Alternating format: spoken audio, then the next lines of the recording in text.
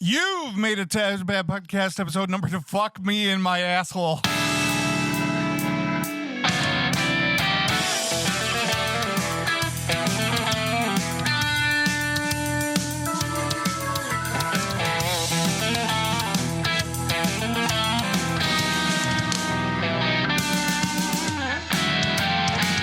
You've made it to the Jam Dad Podcast episode number 11, late at night in the deep heart of the Midwest. I'm Will. I'm Eric. And Dave is sick as shit this week.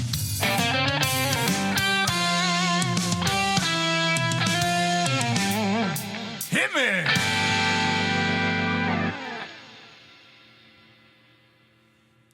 I think that went all right. Yeah. I might have stumbled a little bit.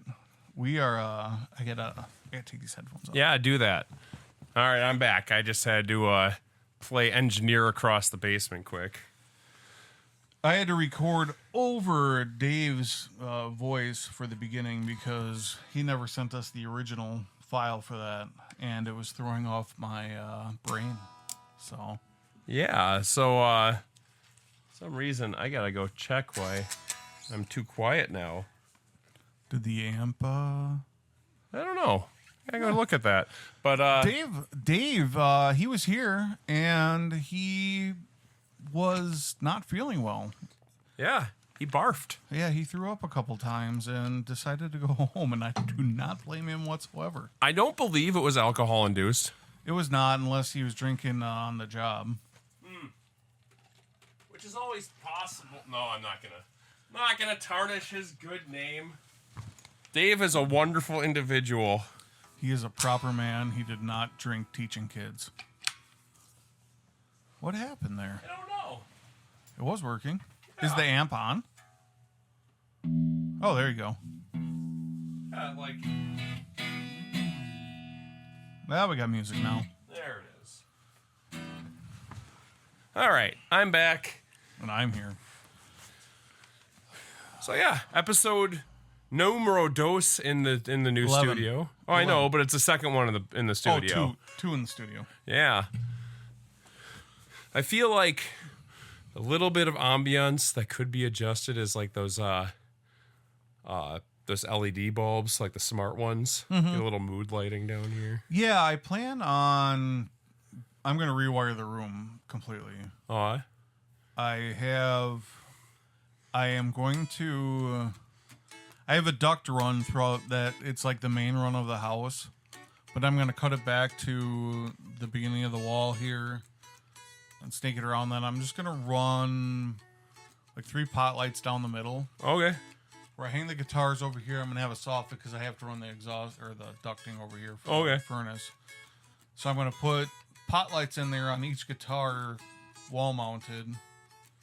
And then I am going to have lamps.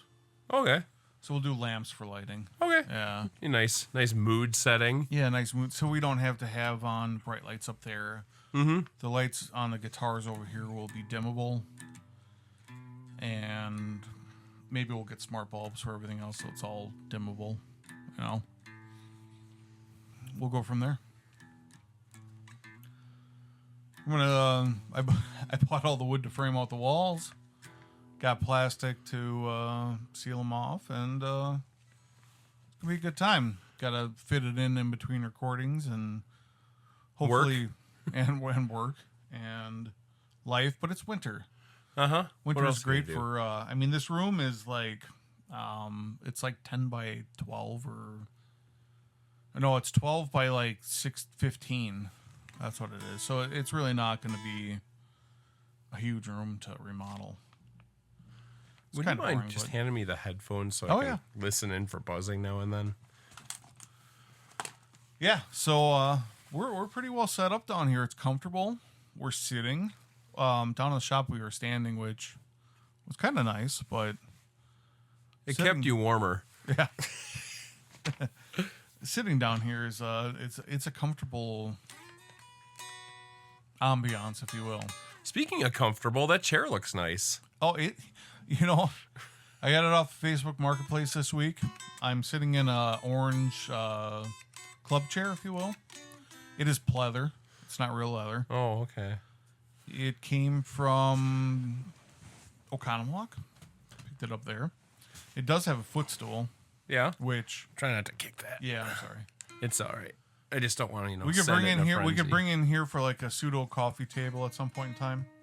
Yeah. I think it would work out well. It's sitting out there, and actually, once if I ever bring my Chesterfield couch down here, it will. I think it'll fit along that wall better than this couch. The people sitting on that couch will. That couch is actually a lot less comfortable than this couch is. But Oh. Well, excellent. Let's get rid of the comfortable couch and put the uncomfortable couch in here. yeah, it's just so my Chesterfield. It's a 3-seater and it's like blue, like a royal blue. And the chair I'm sitting in is orange, so there's gonna be a lot of pops of color in here, which I think is kind of fun. I'm gonna do like a mid-century modern type hangout in here. Okay. I think it'll fit the podcast well. Yeah. Nice and eclectic. Yeah, it'll be funky colors and 50s, 60s vibes. I feel like you appreciate the olden times. I do. Yeah. Yeah. Well, Seeing as how I grew up in a house of antiques. turn of the century furniture and that you in a room that you weren't allowed to sit in. Yeah, my parents had a room like that too. The parlor. Well, so houses used to have a room up front of the house, and it would be like the parlor. It would be like the room you first got invited into, and they had a lot of seating in that room for whatever reason, but you weren't into the main house just yet. Yeah, and that was just like the company room. Yeah, the company room, the parlor. And It's like, I like you, but not enough to come see where I sleep. yeah. Please don't look into my kitchen. And now everything's built around like open concept. Yep. Yeah, I mean, every time we have a party, we're always standing in the kitchen. Exactly. That's where we gather. Yeah, and your house is kind of, it's like a 90s home or 80s home, kind of like my parents' home is, where like every room is kind of divided. Yep. My house is kind of that way too. It is that way. I shouldn't say it's kind of that way. My house was built in the 60s though. And you go back even as again turn of the century, it was every room was able to be closed off because of heat. Yes. And a lot of rooms back then had like fireplaces in almost every room. Yep. For the same reason. Well, like, my parents have that kind of circular format that just kind of was famous through like even the early century. How like you start at one end of the house and you can walk through and then get back in a circle. Yeah. Yeah, my parents' house is that way. Yeah. My house doesn't circle around, but it's a colonial style home. Oh, yeah. Your parents' house is a colonial style home, just like my parents' house is. Yeah. In fact, they were probably very similar blueprints, your parents' house and my Probably. parents' house. I've been in many houses that are variations of that style. And architecturally, I hate them. My house, there's a lot of things I would change. When we moved here, I was looking for a home with a garage, a first master bedroom, Okay. fireplace, and I was hoping to get a shop or at least have a place to put up a shop. And my wife was 8 months pregnant, and we were living in my parents' house. We sold during COVID when the market was good, and it slowly got worse as we moved. So worse in a good way for us to buy, other than the interest rates. Yeah. And we ended up kind of not necessarily settling, but we got a house that wasn't everything that I wanted, but it had land. It was secluded. It was in a nice area. And yeah, because the interest rate drove so high, it pushed us out of other places that we were looking at. So, Yeah. yeah. But I mean, it is a beautiful home, and yeah. it's on beautiful land, and I'm not upset about it whatsoever. But Yeah. He's like, your old place, you had a nice shop at the old place. I did, yeah. Yeah. Like that garage with the walkout basement was pretty cool. Yeah, when I lived in Waukesha, I had an 1/8 acre lot. My house was like, I think it was like 1,200, 1,300 square feet. But when I lived alone when I moved there. I mean, it was more house than I ever needed. Yep. I had a covered porch in the back, and I had a 2-story garage with spancrete. So, like, I had a basement in my garage. So I had a huge shop for that place. You could have set it up differently. I made an area, like a bar area, and my garage to store all my lawn equipment was in the basement. So yeah. And I couldn't park in the garage because it was like 9 feet wide. Oh, Or really? I didn't want to. Okay. No. Oh, excuse me.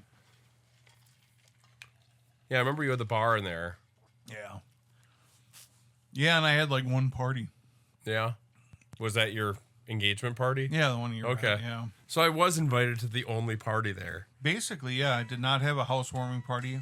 That's where I fell in love with your bidet. Yeah. And I had to have one. 3 people have bought bidets off of my recommendation, minimum, that I know of off the top of my head. You have, my aunt has, and I think Dan and Megan bought one. I don't know if they used it or if they just bought one, but I talked about it. Yeah, they're great. Even the cheap ones, they're $50. I just got the $40. cheap one. Yeah. You can have like the heated water ones and all that stuff. And How comfortable do you want to be though? Yeah. Like I kind of like the waking up with the 50-degree water shooting at your nether regions. it gives you a little excitement in the morning. As Dan would say, it's constitutional. Is constitutional. So anyways, Dave's not here. He stopped by. I think he was wearing his Invicta. I'm calling him out on that right now. He'll correct me later, I'm sure. Oh, you know what? Had a rubber strap. He might have been wearing his Seiko. And I'm bringing up watches right now. Oh, it's okay. Because, Eric, what do you have on right now? I know very little about it, but apparently it's a Gruen, and it's a nicer watch that I didn't realize I had. Yeah. Yeah, so remind me when we're done recording, and I'll take a look at it. Oh, here, let me look at it right now. There you go. It was a gift from my father that he got when he was in the car business. This has a rotating bezel. That's awesome. So this is a Gruen. It is it's not moving right now. Yeah, no, it needs a battery. Does need a battery. But it's a Gruen Sport. It has a rotating bezel, which is pretty cool. And it has a gold and stainless style. Band. Yeah, I like it. Yeah, we'll pop this back cover off and see if I have a battery for it. Okay. I think Dave might have been wearing a Seiko Turtle. I didn't get a good look at it. Okay. He said he was going to pop the rubber strap back on it, and that's all I kind of gathered earlier. Yeah, like this band is a little messed up. If you like hold it straight, you can see that it has been stored improperly and is bent in areas. Yeah, that's kind of. And I know you can trade bands off, but this one's got the Chevy logo on it, and it's cool. Yeah, no, it's a Chevy. I think it's a CCT on it or CVT. CCT? CCT. Yeah, CCT. I don't know what that means. I don't know either. I looked it up when you shared it the other day. I did not look up what that meant, but it's probably Chevrolet customer or Chevrolet something, whatever teams. He probably got that when he worked for Chevy. Yes. Right? Yeah. But yeah, Gruen's a nice watch. I found that out this week. Yeah. What are you wearing? I have my Hamilton khaki field on, or it's a Hamilton khaki automatic. Mel got this for me for Christmas last year. I highly pushed for it. It is like their brown dial. which is they don't even make anymore, so it's kind of unique. I shouldn't say unique. I have no clue how many they made, but Okay. they don't make this watch anymore. Remind me to get a picture of our watches with the drink later. Yeah. Yeah, we didn't get a For some picture of the sexies. drinks either. We'll do it in a little bit. Okay, I'll have another one. I think Dave might have been. He was either wearing his Invicta again, or he might have been wearing a Seiko Turtle. I saw a black rubber strap on him. Okay. He left. He ended up just not feeling well and had to go home. Yeah, and he blessed us and told us, "You'll never do it without me." And we are doing it right now. As he sped away into the night and shouted out his window. I'm going to get a digital clock down here for Eric so he can keep our progress under wraps. We're going to try keeping episodes under 2 hours. We understand that 3 hours, or we're getting damn near close to 3 hours. And it keeps creeping up 10 minutes a week. Yeah. We have a lot to talk about. But, yeah. Dave, he stopped on the way here. He grabbed me a cigar and he grabbed himself a cigar. He took about 2 puffs of his and just says, I'm going to be done. So I kind of feel bad about that, but he got us some Papa Fritas. It's by Drew Estates. Yeah. They are, I say, one of my favorites. I asked him to grab me one, which was nice. They're short and quick because it's cold out, and so that's what we had tonight. We got the watches and the cigars out of the way. Eric, what are you drinking tonight? We'll run through these real quickly, and we'll get to the needed, and then we'll get down to the meat and potatoes. We do not have the Metro Minute the music this week. Yeah, I mean, he could always edit it in so we can cue him, and we're gonna send these tracks over to him, and he's gonna do his little magic and add in the intro song, because right now it's just Will speaking over nothing. Yeah, as I said, I listened to an old podcast and talked over everybody to make that happen. So like every other out. podcast. Yeah. I actually, we kind of talked about it earlier, the interactions that we have between all three of us, having that third person, I think really fills the gaps in, not necessarily, like, you guys know a lot about individuals in music, and that's kind of, part of what we want to bring into this. I like music. I like playing music. We all play guitar. We all play, well, you and I play bass. I don't know. Dave doesn't. I'm sure he can play it just fine. But Dave, he owns a bass. Yeah, he owns a bass. He owns a fretless bass. I think he made it fretless. I want to say he pulled the frets out and filled them in. Filled them in? Sure. Anyways, he has a bass. And you're probably the only one that can play drums to a point. I can play enough to tell my brother what he should do. Yeah. I'm trying not to kick that freaking USB cord. Anyways. We're still recording, so it's still pushing through. Yeah, but it's just like when it jumps, I feel like I did something. Yeah. Just don't kick it. Yeah, I know. Well, it's right by my toes. We have a little bit different setup. Normally, we have Dave recording this, obviously, and Dave's not here. So we're going to switch over to my computer at some point in time, and this is kind of a trial run, I guess. So drinks. We took the long way to the drinks. I am drinking. Yeah. It's called a Bourbon Ricky, which is traditionally I do equal parts bourbon and seltzer, and then I squeezed half a lime into it, kind of just to taste. I've got one floating and one hanging on the side as a little garnish. Oh, it looks lovely. Doesn't it? What did you think of it? I liked it. I would drink that. I like whiskey. I mean, it's basically whiskey and water with a little bit of flair. Mm-hmm. It kind of crosses into that Scotch, school, where like you generally would drink Scotch with seltzer, club soda, yeah. Yeah, but I started drinking this when I gave up soda, and I was looking for. Before I discovered the Liquid Death and all the flavors that kind of mimic sodas, I was just looking for other ways to not just drink straight liquor. Yeah.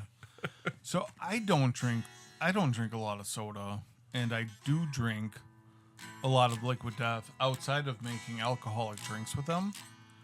I drink a lot of Liquid Death for probably I would say at least a year now. Yeah.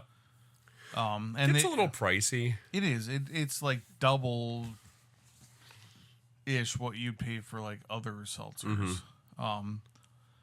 And you know, they have their 12-ounce cans and they have their big cans. And I was buying I would have like a big can a day for a while, and it's like $3 or something like that. Yeah. Like you can get 2 for $3 at Quick Trip when it's on sale. Then, yeah. They stopped carrying the 20-ounce mango chainsaw. The mango chains. Yeah, I haven't seen that for a while. Yeah. I normally do their lime one. Okay. I don't remember what they exactly. Severed lime or whatever. Severed lime. I don't mind the cherry one. Cherry obituary. Yeah, cherry obituary. That tastes like a really watered down kitty cocktail. Yeah. And whatever, they're basically low calorie waters or seltzers. They're better than drinking soda. I haven't drank soda.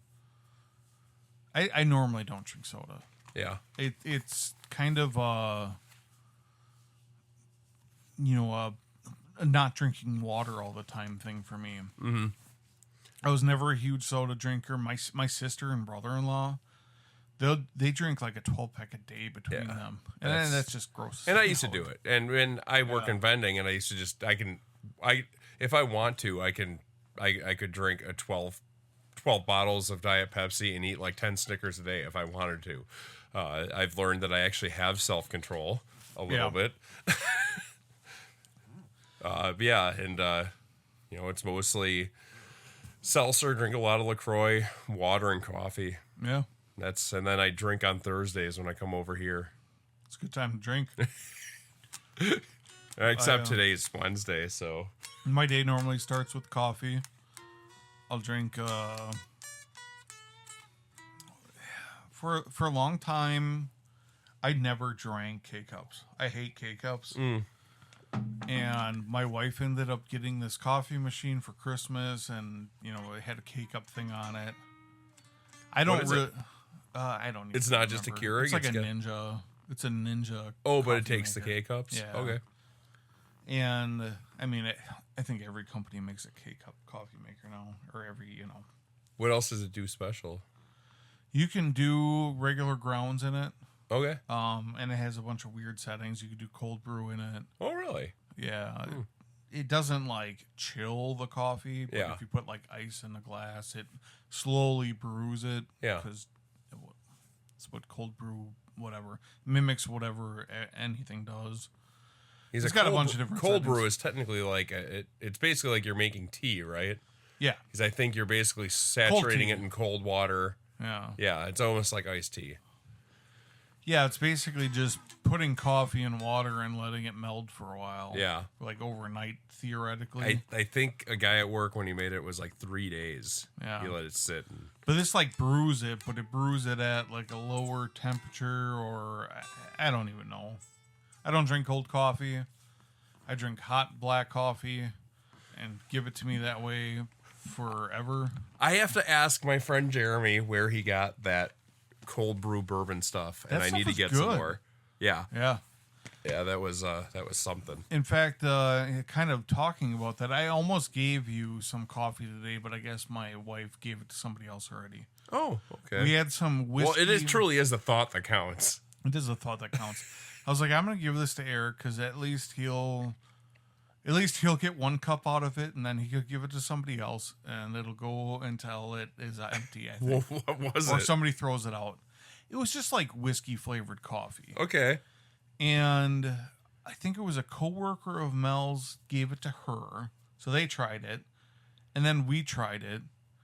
And it was drinkable. If it was the only thing in the house, I would drink that until it was gone, and then I would buy more coffee. I'm one of those people that unless it is just awful, Yeah. I won't throw it out. I'll suffer through it for, a couple cups of coffee in the morning, and then I'll buy something I enjoy afterwards. Mm-hmm. But it was some whiskey flavored coffee. It had like a lavender hint to it, or some kind of botanical. Okay. I didn't even taste any of that. It was drinkable, but it wasn't good. But again, like every seltzer in the world my wife buys, Yeah. she can't just pick one thing and be satisfied. What's her favorite? Except for me, for some reason, and I don't understand that. Maybe that's not true. No, Time will tell, I guess. Time will tell. But literally every single thing in her life, whether it's makeup, coffee, food, whatever, she has to try every single thing that she can possibly think of to be satisfied. Like, she's never bought the same shampoo twice in a row. Wow. I mean, it's not true. I think she just did again, but I'm trying to. I mean, it's not much different than like alcohols and cigars, and you find the one that you like, but you still want to. Yeah, every now and then you try something different. Yeah, but like I like. I mean, my specific cigars I like. The only reason why I try other things is because of price, and or obviously we talk about them on here, and I wish like. Yeah, I mentioned it last week. I mean, we could go into why we like them more. If we're going to talk about them, we can go into why we like them more, not just what we're doing. Like, I used to find a price point that I was happy with. Yeah. And I smoked a lot of Quorums, and there are like a very cheap cigar. They are. But there was the difference between the black label and the tan label, and I think the tan label was, was that Nicaraguan?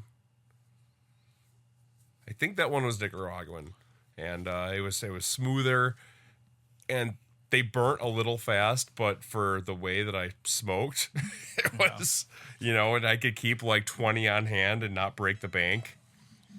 I hate these mic. I gotta get a different mic stand. But anyways, it looks like it's bending.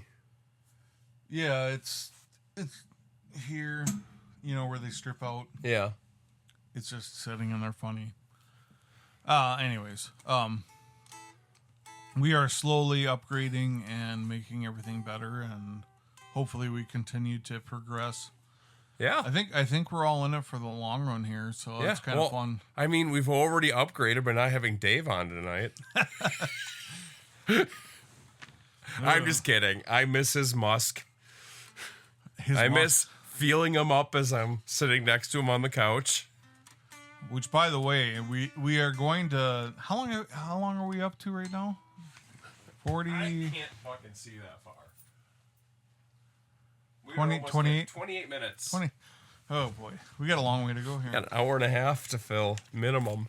Actually, no, Carla. We can cut this night down to under 2 hours. Yeah, 90 minutes. Get to the 90s action movie time. Yeah. We are going to throw out a Metro Minute tonight. We're going to have to kind of cue it up.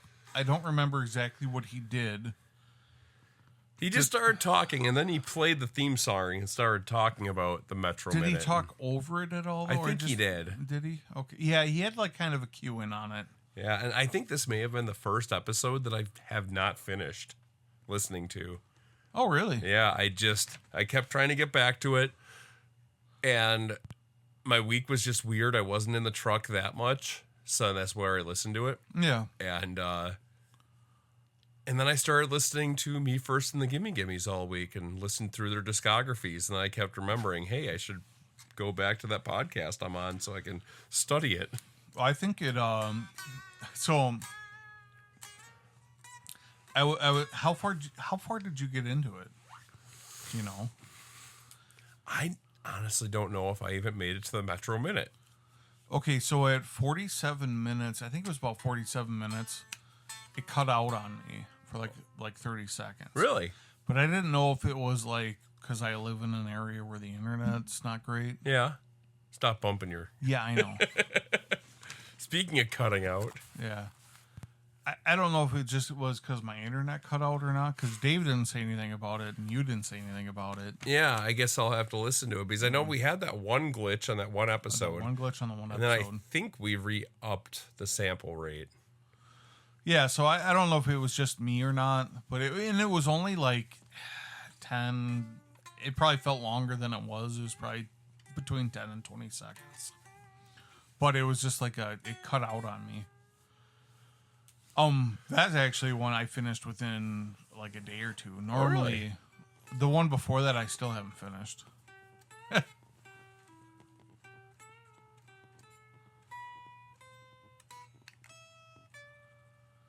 We used to play that. Well, we wanted When to we were be, a metal band, we were playing Eric Clapton covers in the well, basement. we started playing that. We were going to be a bar band.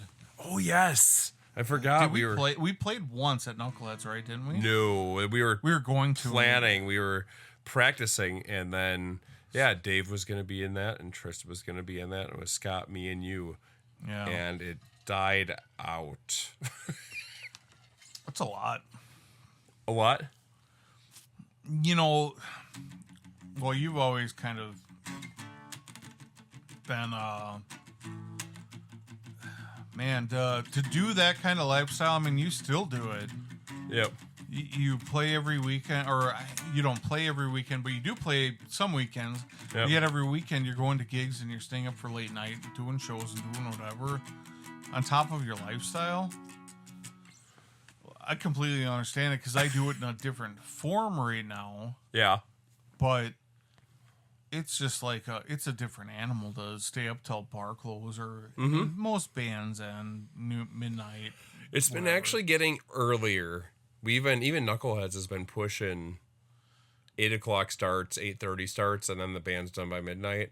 Yeah, that's Because good. like the 9 to 1:30 time slot is just it's too much, and no one wants to do it anymore. Bands don't want to do it anymore. People don't stay out. That's longer than almost any concert you go to. Oh yeah, Yeah, I mean that's about the same as a 3-band bill. yeah, exactly. It's 3.5, 4 hours, and then I mean it's different because the band of the bar is essentially there to sell alcohol. Yeah, That's all we're there for. They're Yeah, not creating anything. It's just we're You're listening to covers. You're just having a good time. You're playing whatever. yeah. You're setting up. You're a live DJ. Really, You're not like I just saw Shinedown. There was a girl that sang before them, and Bush sang. So like Bush, you went and saw this. yeah, Oh yeah, where? it was a couple months ago. We Okay. went and saw Shinedown. Bush. There was a girl. I can't remember her name right now. She was before Bush. She's an up and coming. Well, she isn't up and coming. I shouldn't say that. She's been around for a little bit. Was it but just she's her, or is it a band? It's a band, but The she Pretty is Reckless? like the maybe. Dorothy. I don't remember. Okay. I'm I'm gonna not look this even- up. I'm the producer, so I need to look this up. I'm not even going to. Where- I thought it was her name, but it might have been something else. It's their Dance Kid Dance tour, Milwaukee Okay, where was it? at Well- the Fiserv. At Fiserv. Okay, Yeah. Milwaukee has several venues. Yeah, when I bought tickets, like it was hard to find like who the other acts were too. Like when it happened, like before it was happening, and then Bush played, which Bush is. I mean, they've been around since. I mean, we were in high school. Before that, Before grade that, school. even. They were the Grade last school. push the Seattle had of the grunge scene. Sure. 95. Yeah, I would say 90s. And that singer, he is he's very spiritual. Yeah? Morgan Wade. Yeah, it was Morgan Wade. Okay, I have no idea who that is. Yeah, I don't either. She was good though. You know, you kind of like when you see bands like that, like her sound was awful. You know, and so Her sound crew was terrible. Well- and supposedly Pfizer has bad sound. it depends on the show. The shows that I see at the the hockey games are at the Panther Arena, and those just sound like crap because they only have They have way less low end than they need. But anyways, there is a famous thing that's gone around Milwaukee for years where they don't purpose, and Summerfest always did it. They had a rule where they didn't even turn the subs on until 5 p.m. So it would just be tops. It's not to purposely make the opening bands sound not as good, but it's just less effort, I suppose. Yeah. No, it just sounded awful. Yeah. Bush sounded better. Bush actually, I think probably sounded better than Shinedown did. Really? Actually, I heard that Shinedown show sounded horrible. Someone else told me this. Yeah. Oh, actually, my friend Josh Patterson told me that. He said it was really bad to the point where he was getting ready to message the people in the union to ask what the hell's going on. Yeah, I think Bush sounded better than Shinedown. I mean, Shinedown, I'm a huge fan of Shinedown. They have Smith and Myers is a break off of the singer and the guitarist, and I'd love to see them at some. I don't know if they'll ever do it again because it sounds like Shinedown is toning back their music from what they used to play. Like the whole band is. Oh, really? Yeah. So like their last album that just came out was less than old Shinedown and more new kind of. I don't even know how to explain it, but it's more. It's like what Slipknot did, where they just turned into his side project. In fact, they just came out with a song called, I think it's called Spotlight. Literally I think it was released yesterday. It's a country song. They have a steel guitar and a banjo in it, and it sounds like a country song. I should say a country song now, like a new age country song. Okay. Which I think that what was the girl Morgan Wade. She was like kind of like more of a rocker country band, country sounding, and now that's like they're almost more country sounding with a little rock to it. Like it literally sounded like a country band in their new song. Do you know that go ahead. The number one country song on the Billboard charts right now is AI? I don't even know what AI is. AI as in artificial intelligence? Someone created it using AI, and no one knows who's behind it, but it went to number one on the Billboard charts. Wow. They probably just typed in. And nobody's making money on it then? Oh, who knows? But it's someone, they just typed in a whole bunch of probably, drinking on the back of my truck and the keywords and breaking up with my girlfriend. That's funny. What was the but yeah, a friend of mine told me that show sounded really bad. And I was actually years ago, hell, this is 2009 probably, I went and saw The Offspring at Summerfest, and I was super excited. What stage? It was I think Miller Lite Oasis. Okay. And 'cause that matters. Right? It does. Yeah, and I've always had way more luck with it sounding good at like the Briggs and Stratton Big Backyard, or I don't even think the North Shore is that there anymore. 1021 ran. That one always sounded pretty good. Yeah. The North Shore got taken out for the BMO now. Okay. But the I haven't gone since I've been dating Mel. Wow. 2017 is the last time I went to go see a friend of mine play. Yeah. And I just hung out at the Rocks and watched all the small stages. Mm-hmm. Yeah. Yeah, Mel has always wanted to go, and it just kind of came to one of those things where it's like, I don't want to go to Milwaukee for that. It's such a shit show.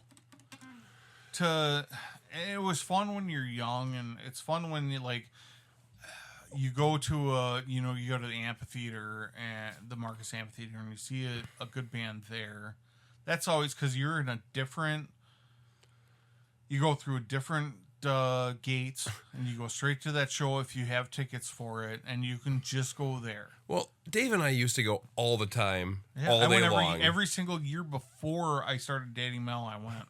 like we used to get the pins and we used to go get in before 2 p.m. and just stay all day. And we used to see great acts. We saw Judas Priest. We saw George Thorogood, The Darkness. You know, my cousin's band Skywine played there one time, opened up for Andrew WK.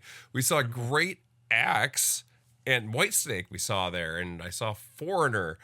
But now, like, I get so tired of the majority of the people there don't seem to be there to see music. They just seem to be there to drink.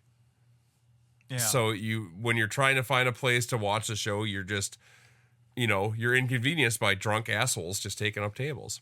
Oh, so when I went and saw Offspring, we waited. We had decent standing area, and I was so excited for the show to start. This is right when the album with Hammerhead came out. So that would have been 2008 or so.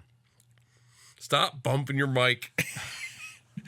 So anyways, you're not buzzing, you're good. Yeah. So yeah, we went, we waited, the show started, sounded like shit. And I'm like, okay, I understand. You give it, you know, after the first song, it should straighten out. It didn't. And it got up to where they did Bad Habit, and it still sounded like ass so bad that I texted a guy that I know, Trevor, he's in the Union. He said, I know a bunch of guys that run the stages down there, and if they aren't running the main console for the headliners, because they usually have their touring sound guys, you know, I messaged him, I'm like, dude, this sounds like absolute ass. And then when we finally decided to leave, we like walked away because I just couldn't handle it anymore. We're walking by and I'm like, oh, someone finally taught him how to run it, because all of a sudden it sounded better. But at that point I lost interest. Yeah. And that sucked because I really wanted to see it, but I might be a snob at this point, but I have such a hard time watching a show that sounds like shit. I just watched a thing on Offspring earlier today, actually. It's kind of funny that you brought them up, but yeah, it was just kind of one of those, it was like an interview thing where they talked about like their more famous songs or whatever. And it was like the first song was, I don't remember what it was, but one of their songs was a serious song and the drummer had his shirt off, which kind of reminds me of Scott a little bit. And it was just like, yeah, it was such a serious song and he like had his shirt off throughout it. Yeah, whatever. I was like, oh man, I can't believe, like, he's like, sometimes we don't even play the song, and it was like one of their greatest songs. So crazy. Gone Away? I don't remember. I'd have to go back and watch it again. Remember, I have the crappiest memory in the world. Which reminds me, Huh? Can we pause for a second? Oh yeah. Hey, let's I don't even know. Can you just hit spacebar on that? Does that pause it like every other? I don't know. It's probably gonna delete it, so I'm just gonna. Yeah, just hit the pause button. And just like that, it's unpaused. For us, it was a pee break. For you, it was 2 seconds. Yeah. I just gotta keep track of where we are. We're at 43 minutes. Sweet. And we've covered all the bases, and now we're just... Well, we have not talked about the Metro Minute yet. Okay. I don't know. Do we make helicopter noises, or what's going on with that? Well, I think we just have to cue that we're going to start talking about it. Then Dave can add the sound. Welcome to the Metro Minute. I'm your host, not Dave.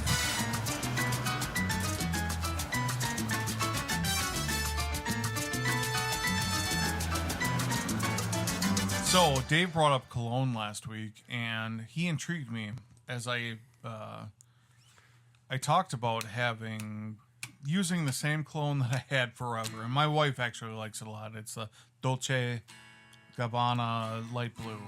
I might have said it wrong last week. I might have said it wrong this week. So I ended up buying a dupe of, what would it be? Tom Ford's Tobacco Vanilla TV is what it was. And let me look up what I bought, just so I am not, because it's got most of the dupes have very odd names. I mean, the original clones have very odd names, but It was an El Haramain, which Dave did bring up a different variant of this last week that he was going to do. This is an Amber Ode, is what I bought. It's the tobacco edition, which relates to the tobacco vanilla of the Tom Ford. I meant to. So a lot of the times when you buy dupe cologne, and Dave didn't mention this last week, but dupe colognes get made at a fast frequency compared to the higher end stuff, because the higher end stuff, either the companies let them sit for a little bit, they need to age almost, if you will. That's like the difference between good alcohol and cheap alcohol. Yeah, very similar. Yeah, so they call it maceration. Okay. I mean, that's actually like a cooking term too. Mm-hmm. Where you let the flavors blend, and you can do that with your cheaper dupe colognes, if you will. So if you buy a dupe cologne and it smells a little strong, or smells like you're only getting something about it, or it's not as good as all the reviews are, what you can do is, give it a couple spritz, let it sit in a cool, dark place with the cap off for like, a month roughly, and then go back to it and see how it is. If it's still awful, well, you bought a bad batch. You just smell like a middle schooler at a school dance. Yeah. If so I bought that cologne, and it was a little off when I first bought it, and I've been letting it sit and because we talked about it last week, I've been kind of testing it every day just to see if I could smell something different as it kind of sat and opened up and whatever. And it really had, like, even the 4 or 5 days that I've had it now, I can slowly tell that it's kind of blending a little bit better with its scents. Yeah. So it is true, I guess, that maceration period is a thing that you'd want to do with like a dupe cologne, if it doesn't smell up to the standards that you think it should be. No, originally. what do they macerate it in? Itself. It just needs to sit there a little bit longer and age. Well, because like if you can't age alcohol in glass. And when you age it, it's in oak barrels. Yeah, in an oak barrel or whatever. So that's why I ask. No, it's just blending with itself. The chemicals in the bottle just need to mix together. Okay. Kind of sit longer. So there's just a longer reaction process. If you make like a cocktail and you just throw it all in a glass and you're sipping on it and you didn't stir it or you didn't do whatever, it doesn't, you're getting either the soda on the top and the booze on the bottom or whatever. But if you kind of sit there and it's 5 minutes, 10 minutes later and your ice is kind of melted a little bit and whatever, and the drink's tasting better, I think that's the goal of the maceration period. And I'm assuming that with chemicals like that, it just takes a little bit of time. I don't think that it would be something like oil and water mixture where like just you have to shake it to blend them together. I don't know. Well, he's like, I got cheap cologne at home. I was just wondering if I could throw it in an oak box and if it would make it smell better. I don't think. I think at this point in time, if you've had it for a long period of time, it's macerated through its maturity, and that was the wrong note.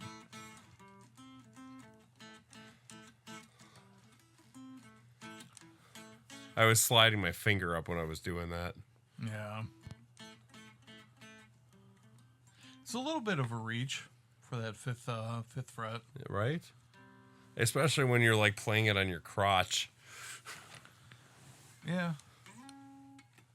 You know what else is a reach, like on Hot for Teacher?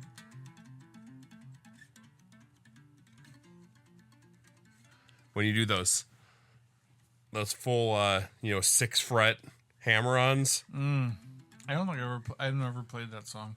Or I've never done that, I guarantee it. Fuck, how do they... Something like that. It's almost the same chords. Yeah. Yeah. Sure. That's why my wrist hurts. I have a watch on. I'm wondering why my wrist is dying. Leave it on, get used to it. That's got a screw on back too. You got a nice watch there. A screw on? Is that what that is? So I shouldn't try peeling that off. No. Does that take like a special spanner wrench to pull off? I'll see if I can get it off with my tools. Okay. I bought a battery for that watch that I got you the other week. It might be the same size. Okay. The watch that failed. I put the battery in it. Didn't work. And you're not going to want that back? No, I threw it out actually. The one that I had. Oh, okay. Oh, I thought you were talking about the Bugs Bunny watch. No. The one that I was going to give you last week that I put a battery in it, it died. That Mickey Mouse watch that I posted on the group chat is huge. Like, I don't know diameters and millimeters and all that. But bring it. Wear it next time. Okay, fine. No, seriously, It was for my father-in-law, so as I said, the Mickey Mouse watch that I gave your brother, I wish I still had. He didn't, when he talked about it, he didn't say if it was a wind-up watch or not, a mechanical watch or automatic. I'm sure it was a battery, but yeah. Some of them are, they're little mechanical watches. Oh, really? Yeah, they're kind of neat. Older. I think Bradley made them or something like that. Okay. I assume everything I have is battery. Yeah, that could be a wind-up. Did you ever crank the stem on it? A lot of times they'll say quartz. Here, let me see it once. Let me see it again. We've got 2 stops. I'm guessing date, time. 2 stops. The first one would be the date. The second time would be to set the time. Yeah. And if I had a date function, the second stop would be you'd turn it the other way for the day. At least that's what it is with Seiko.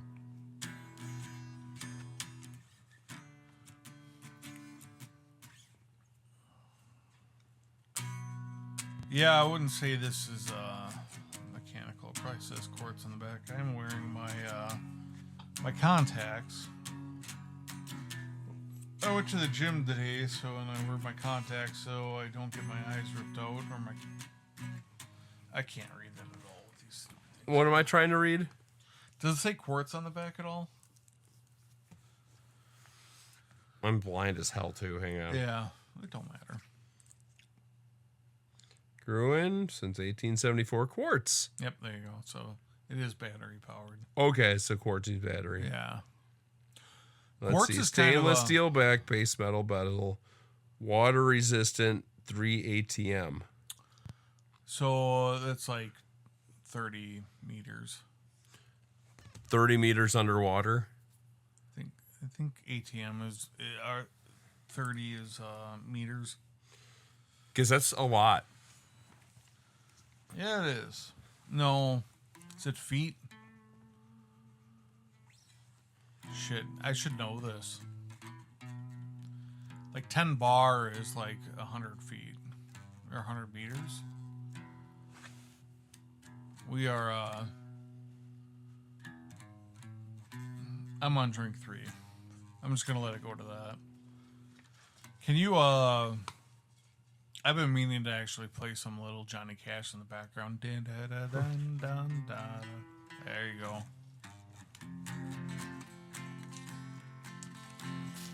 Well, I hear the train a-coming. It's rolling around the bend. I ain't seen the sunshine since I don't know when. Stuck in prison. Time keeps dragging on. I'm singing it differently so we don't get copyrighted. I'm down on those sand and tone. Yeah, that's why I'm playing it different too. Yeah.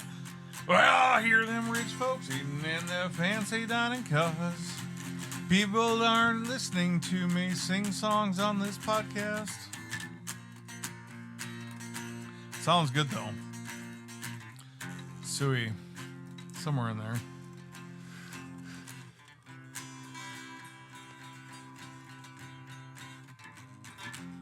I still Nice. remember the solo. Oh, wait, shut. It's the wrong key.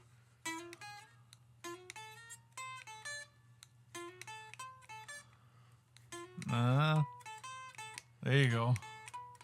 Something like that. That's You get the close enough. gist. Yeah. Yeah, you know, you've listened to the was it VH1 where he did the thing with Willie Nelson? Yes. Yeah. Was that part of the American Storytellers? Yeah, I think it was. That was amazing. Mm-hmm.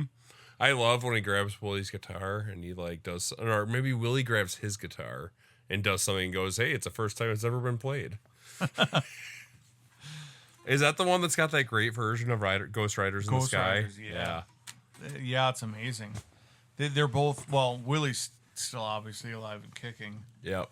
But it's just got both of them old bastards singing that song on it, and it's amazing. Is Willie the only VH1 Storytellers, yeah. Is he the only last living highwayman? Highwayman? Yeah. He's Christopherson died, right? Yeah. Or is he still around? I don't know. I'd have to look this up. Why are we just guessing? Mel's going to be screaming at the... I don't think she would to it. even know that one.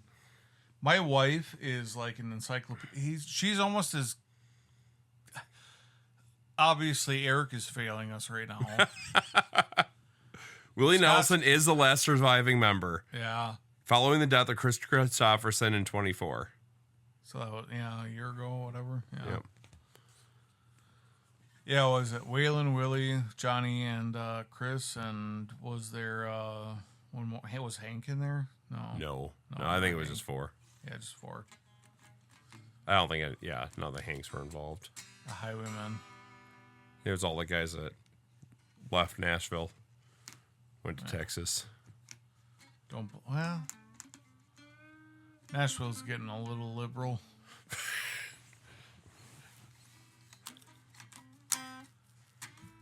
Texas is the place to be, or Wisconsin, one of the two. Sure, Get your kicks on Route 59. Highway 99.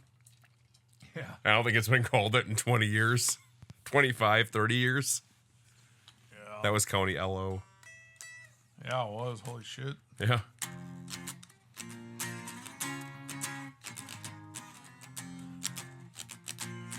You know, I was never the hugest fan of Nirvana. No? No. So what I was just playing is in Jimmy Hart in the 80s and 90s when he was working with WCW. He used to rip off very popular songs to rewrite them for wrestlers' entrances. Sure. And he like ripped off "Smells Like Teen Spirit" for Diamond Dallas Page's intro, and he did it with like a whole bunch of popular songs. And I think he got sued several times, but you know, his "Smells Like Teen Spirit" ripoff was literally, and then for the verse, instead of It's funny. you weren't a big Nirvana fan though, eh? No. I they were like the Beatles to me. Yeah, I never cared for Nirvana. I mean, "Smells Like Teen Spirit" was 4 notes.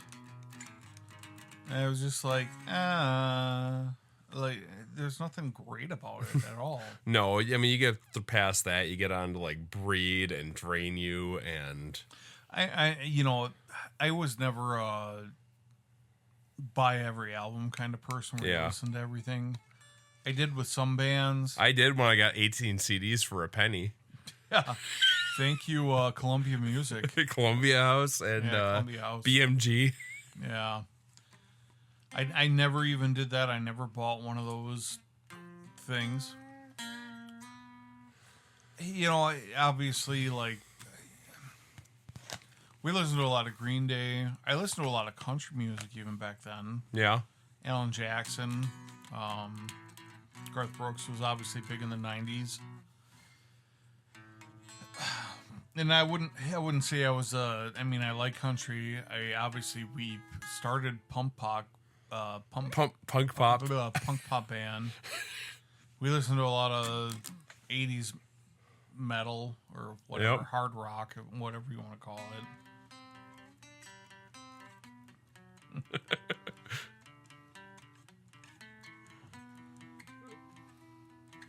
That's Subdue. Mm-hmm.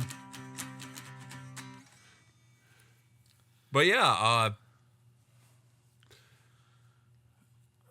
I feel I still listen to the same amount of things I always have. Yeah. I listen to, when I turn on the radio, it's probably 90% of the time turned to oldies. Sure. Just because it is easy and there's no talk. There's very little talk on that station, and that's kind of what I used to listen to the Hog a lot. I didn't even like the music that much anymore, but I liked the personalities. But now I just, sometimes I just don't need to listen to people talk. I know I'm talking against what we are trying to do here. Yeah, no, I agree with that. I would listen to 102.1 in the morning. Only Still, because now that it's a Christian station. No, I haven't listened to it forever. But like, they used to be like one of those stations that would play like, I don't know whether 80% of the hour was music. Or They had like some 21 kind of, song blocks. Yeah, 21 song blocks, and they would have their whatever throughout it. And I would listen to that just because I could listen to music. I hate talk radio. Yeah. Ever since the Fish left 102.9, and I forgot about Fish. I reached out to who was it?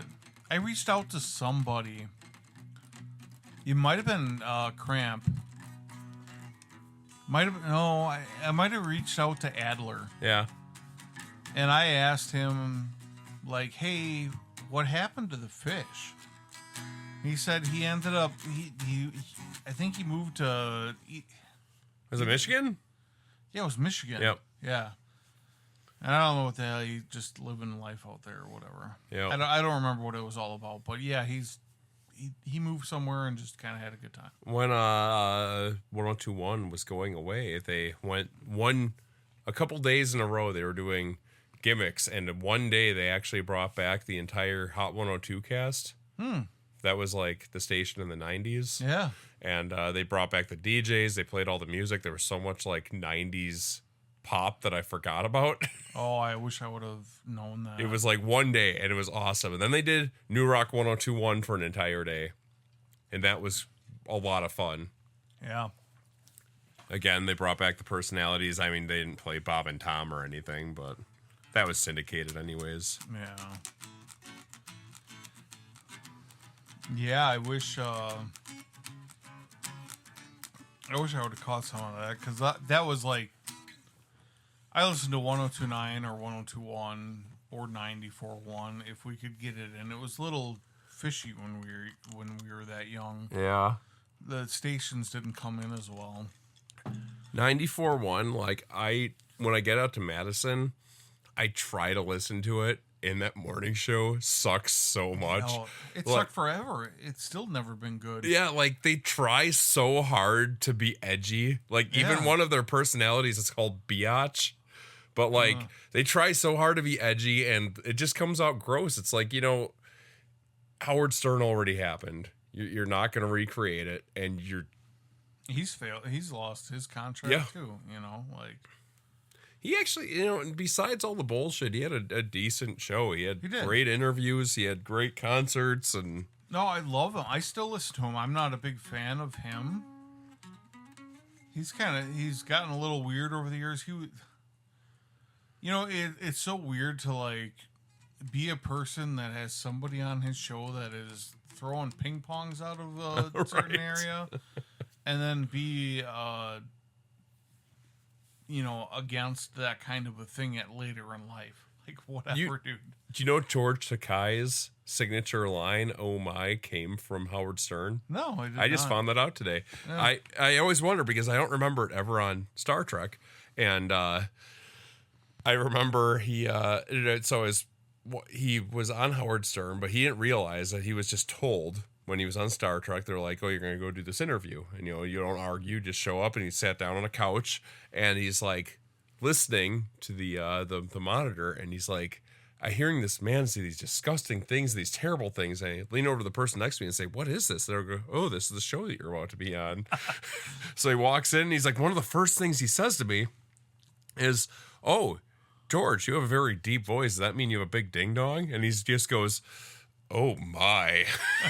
And apparently Howard Stern kept that clip and would play it whenever. It was always George Takei's voice saying that whenever something weird would happen on the show. And that's where that was born. Not gonna lie, that's awesome. The little drunk midget that he had on. Yes. Gold, not gold. No, Beetlejuice. Beetlejuice, yeah.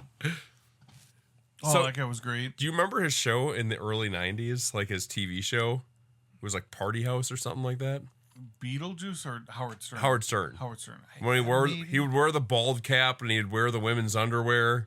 No, I do not remember. It was like very Springerish, but it was like a variety show, and like Corey Feldman sang on it one time to tell you how weird it got. Yeah, well, Corey Feldman, that's questionable in general. Hey, he's a killer guitarist. Just ask him. Yeah, Corey Feldman. I can't tell if he knows that he sucks and he's just like expert level Andy Kaufman, like that's what he's doing, or if he is just that delusional. He's delusional, probably. He was the one that got abused, right? Yeah, him and Corey Haim had the stories with, Yeah. and what's his name? Charlie Sheen denies all of it. Yeah. Yeah. During, what was that? A really good movie, actually. Lucas. Yeah, the high school movie, nerdy kid. Yeah. Hollywood, man. It's effed up. Yeah. Don't trust anybody from Hollywood. Don't trust us. Well, I'm going to be in a movie. I just had to meet a guy in a van, and I'm kidding. That was a bad joke. I had to do It's these the things, booze. but I wanted to do them anyways. Being in a movie is just a bonus. Oh, boy. But anyways, how's that Harvey Weinstein doing? Is that guy dead yet? No, he's not dead. Well, yeah, he He is like ill, right? Like, he got ill while he was in prison. yeah. And I Good. never cared about following up on it at all, because why would I? Yeah. Other than maybe he would die one day. Mm-hmm. That is, I mean, don't trust Hollywood at all. If we ever become famous, don't trust us. Don't trust. Oh, I don't think I'm ever moving to California, so I think we're safe there. We just talked about that earlier. I won't even go to the 5 major theme parks there that I want to visit. Yeah, I'd go. My buddy, he's got an uncle that lives out there. You know, he's kind of like east, or I should say north of like the big cities, Okay. LA and, the other ones, San Diego. San Diego. Which is, what was little the south Wales, there. Virginia? Yeah, he lives just north of LA. I think they can drive down to it or whatever, but you get outside of that lower section there, and supposedly the state's not that bad.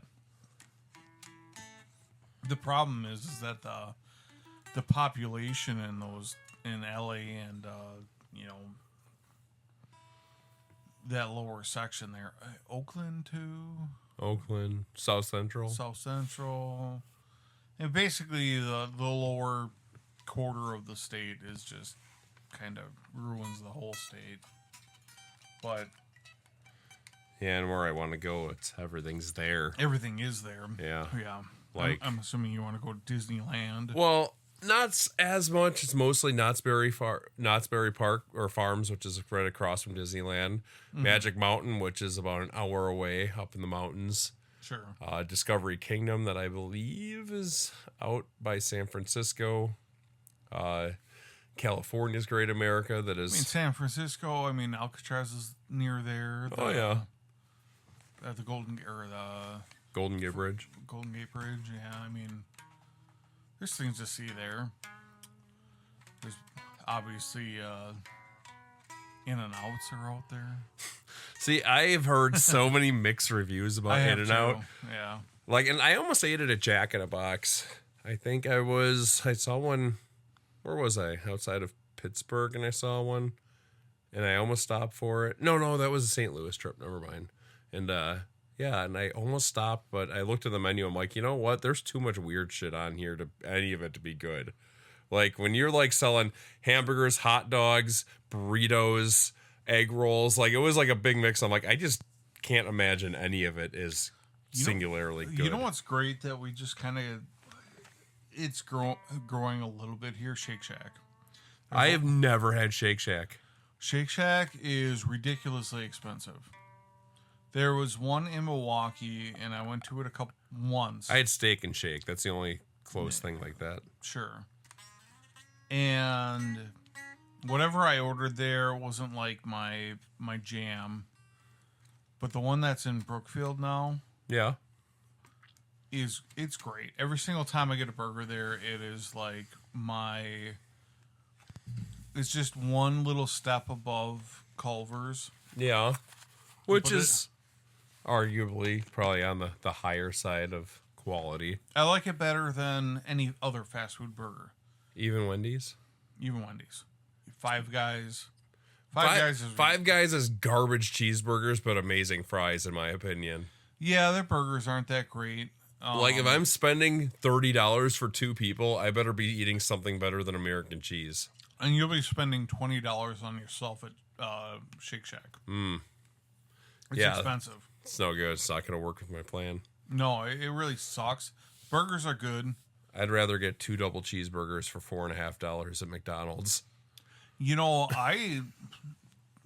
and I, we went on a very large burger kick. We traveled around the state getting burgers we didn't necessarily go 100% out of our way from, but we went to a lot of places. Did you go to Wadle's? We did. Yeah, isn't it amazing? It's probably one of my favorite. Wadle's is amazing. We went to Pete's out on the west side of the state. Okay. What's the place in Johnson or not Jefferson? Wadle's. That's Wadle's. Yeah, I went there when I was on jury duty. Yeah. We went to... Yeah, someone trusted me to convict someone. We went to the original Butterburger down in Milwaukee. I can't remember what that place is called. I think it's called Al's. Al's? Oh, anyways, it was where the Butterburger originated. We went there. Okay. It's a little diner. Okay. I should really remember that because I have a picture of it and everything. George Mott's is, you know who George Mott's is? I'm sure I should. He's the YouTube connoisseur of burgers. Okay. I'm sure I've seen his videos. He's in his 50s or 60s. He just opened up a place in New York where he does smash burgers. Okay. He's traveled around the country knowing every burger fact in the world. He's just known for it. Okay. Anyways, he, I sat in his seat there, which was kind of cool because it was the original Butterburger location. Little, brass plaque or gold plaque or whatever you want to call it. So this is crossing off the burger thing a little bit, but, no. We went because the burger place was closed. We were trying to go to Big Boy. Mm-hmm. Big Boy's great. When you get out towards Detroit, there's actual Big Boys. Because you get down by Cincinnati, and they're all closing because they sucked. The sauce wasn't right. They used the Slim Jim sauce instead of the Big Boy sauce. Sure. And the Slim Jim is more of a mayonnaise based and not. Yeah, it was just gross. But Big Boy burnt down when we were trying to go there. the one that we always went to in like Battle Creek or whatever. So we held out, and I think maybe it was on the way back. I don't remember, but anyways, we stopped in Toledo and ate at Paco's. If you ever have a chance driving through Tony Paco's, and there's a handful of the restaurants around the Toledo area, just amazing. Like, I think they call them street hot dogs, where it's basically like a chili dog, but it's not quite a chili. It's kind of like in between a chili and like a barbecue. Sure. Yeah, but it's so effing good. And it's like good. It's like remember Hungarian sausage. Yeah, I remember that. Yeah, we used to eat at my grandpa lived in it was a small little town outside of Toledo. Okay. And we would go there, and one of the towns just south of there, they had a Big Boy. We'd go and eat at while we were out there, and it was, obviously you get the Big Boy with it was supposed to be like a secret sauce or whatever, but it was okay. It was always Mac sauce, or it was essentially a Big Mac, and I think it was the original. Yeah, I think before McDonald's. Yeah. And then the Super George is the same deal. Exactly. Yeah, and it's always fun. It's kind of like, even if it isn't great, it's nostalgic. Yeah. To a point, unless it just sucks. Well, there's like a different... Because sometimes it just sucks. Well, because like the Big Boys are set different. Like the ones down in like southern Ohio are like fast food places, and the ones up like north of there are like actual still like Denny's essentially. Yeah, like 24-hour Like diners. a Denny's, yeah, they served us at the table. Yep. Yeah, and then those were generally always the better ones. I'm trying to think. I try to make it a point when we go on trips to look up restaurants in general that we don't have around us. Yeah. And, even if it's fast food or anything. And Still, I think... I agree. I do the same thing. Yeah. We were looking for a I haven't had a Del Taco yet. I've had a Taco Time. That they have in Canada still. And out west, like Washington State. My friend Brett used to tell me about it. And it was all right. It was... What's the big Canada, like... Tim Hortons. Tim Hortons, yeah. I love Tim Hortons. Every time I go, I get a handful of donuts. They're whatever whatever the donut holes are called. I can't remember what they're called. I don't know either. Tiny Tims or whatever, and I would only get coffee. Like the airport style ones, which is never anywhere near as good as what you'd like. And it's always 3 times as expensive. Yeah, but I mean, it's like whenever I was in Canada, it was like I'd be flying through, like, I'd hit Toronto airport, and then it's just like, okay, well, I'll go to Tim Hortons. Mm-hmm. And you get whatever's at the airport. Yeah. I like the coffee at Tim Hortons, though. I was in Vancouver for quite a few trips for my last work project, and there was not a Tim Hortons there. Yeah. Like, that you could go to. Vancouver has a red light district, though. Yeah. I've heard. Vancouver, I did not mind going there whatsoever. It was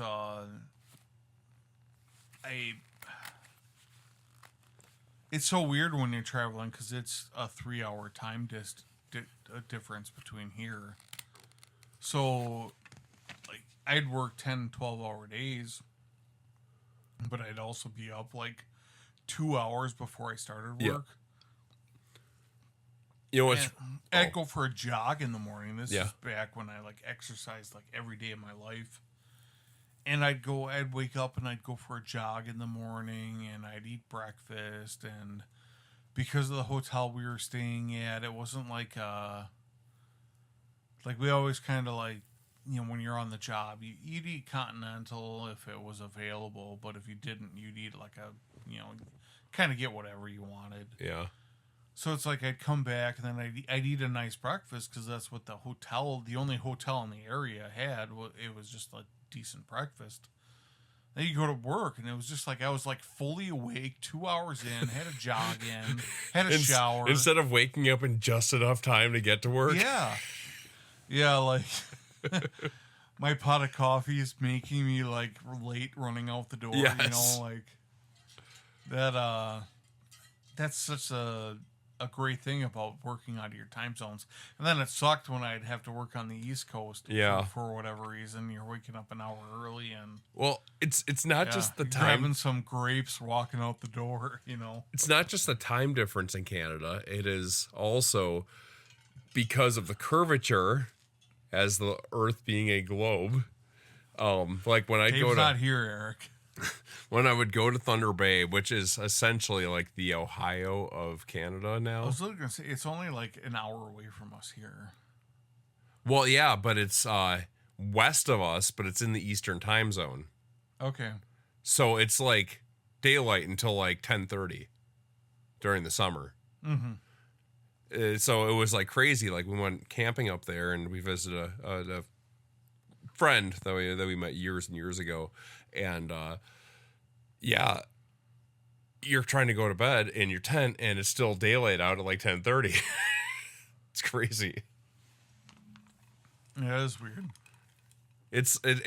I compare it to, but it's probably nowhere related as They're Chicago having they're no just bar north time. of, Thunder Bay's just north of Michigan, right? No, Minnesota. Minnesota. Yeah, it's on Superior on the other side. Toronto's just north of Michigan. Yes, well, Ish, north of ish. Michigan, and it's actually north of New York. You can get there through Michigan driving over the lake. Yeah. That's what I'm thinking It's of. north of Niagara Falls. I was just there. I was actually in Vaughan. Vaughan, Michigan. No, Vaughan, Ontario, Vaughan, Ontario. for Canada's Vaughan, Wonderland. Vaughan, Michigan. It's like I was in Milwaukee, North Carolina. Yeah. Are you trying to look at a map right now? I am thinking of Toronto though. Yeah. Okay. Yeah, and that's on Yeah, that's over by it's on New York, Lake by Ontario. Buffalo. Yep. Yeah. Yeah, that's exactly what I was thinking of. I figured. It's okay. Cuz I'd fly I mean, you can. It's only like 3.5 hours, give or take. No, about 4 hours from Detroit driving. Yeah. No, it is what I'm thinking because I'd fly into Toronto for work, and I love Toronto as a city. It's an amazing city. I'd love to spend some time there. I know that really annoying fat chef I think has a restaurant there. Yeah, Fieri. Or he's just a foodie. He's a chef. But no, the Matty Matheson. oh, okay.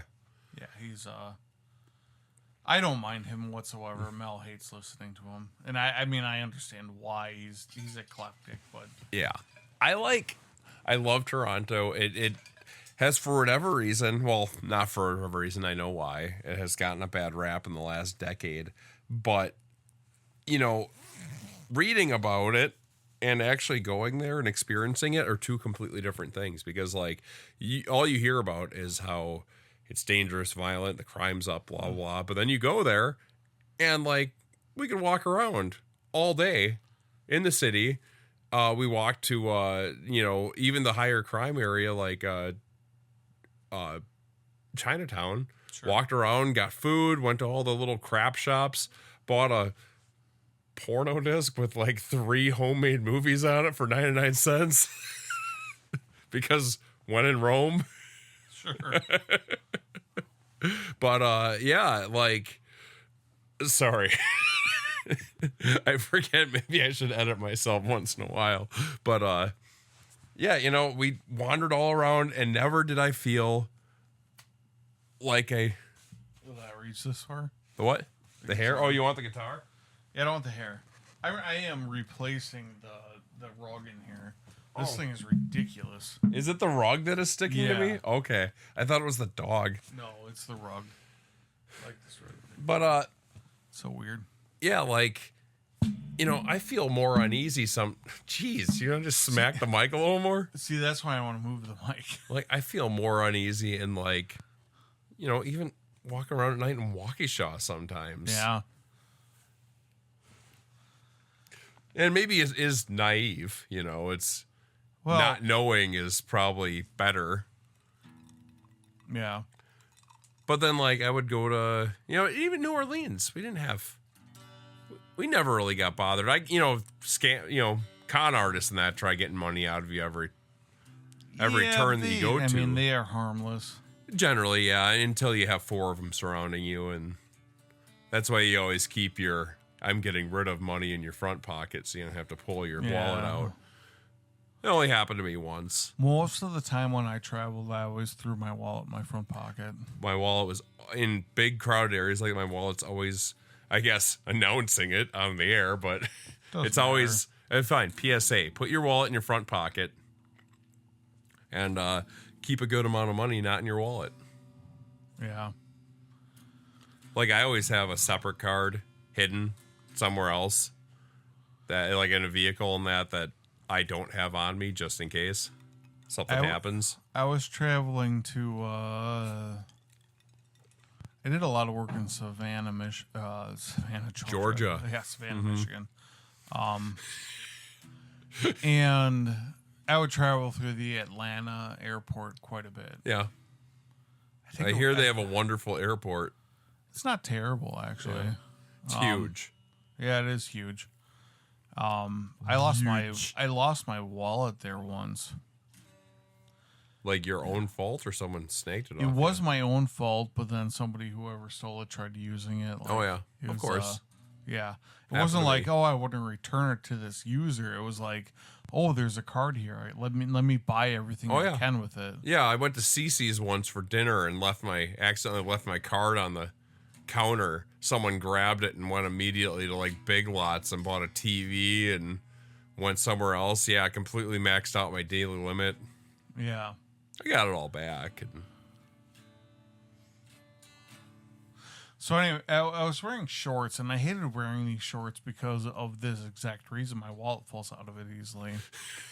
And I was in, just sitting in one of those stupid airport chairs, and I got up and my wallet just sneaks your wallet out of your pants. Yeah, and just like my wallet just fell out of my pants, and I'm in a different state. I can't even board a plane to get home without my ID.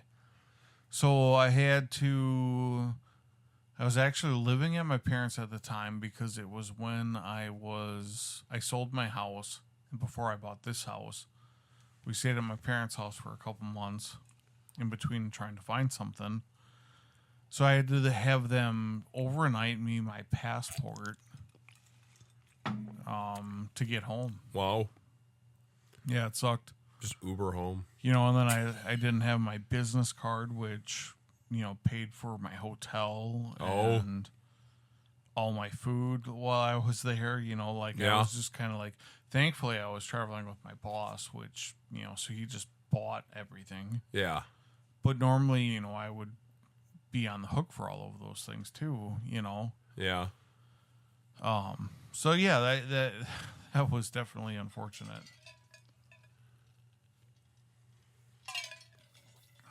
Yeah, this is why I want to move the mic to the other side, because makes sense. Yeah. Or suspend it. Yeah, we could do that though. That's why I wanted to pick your brain. We can talk about it when we're looking at your watch later. Yeah.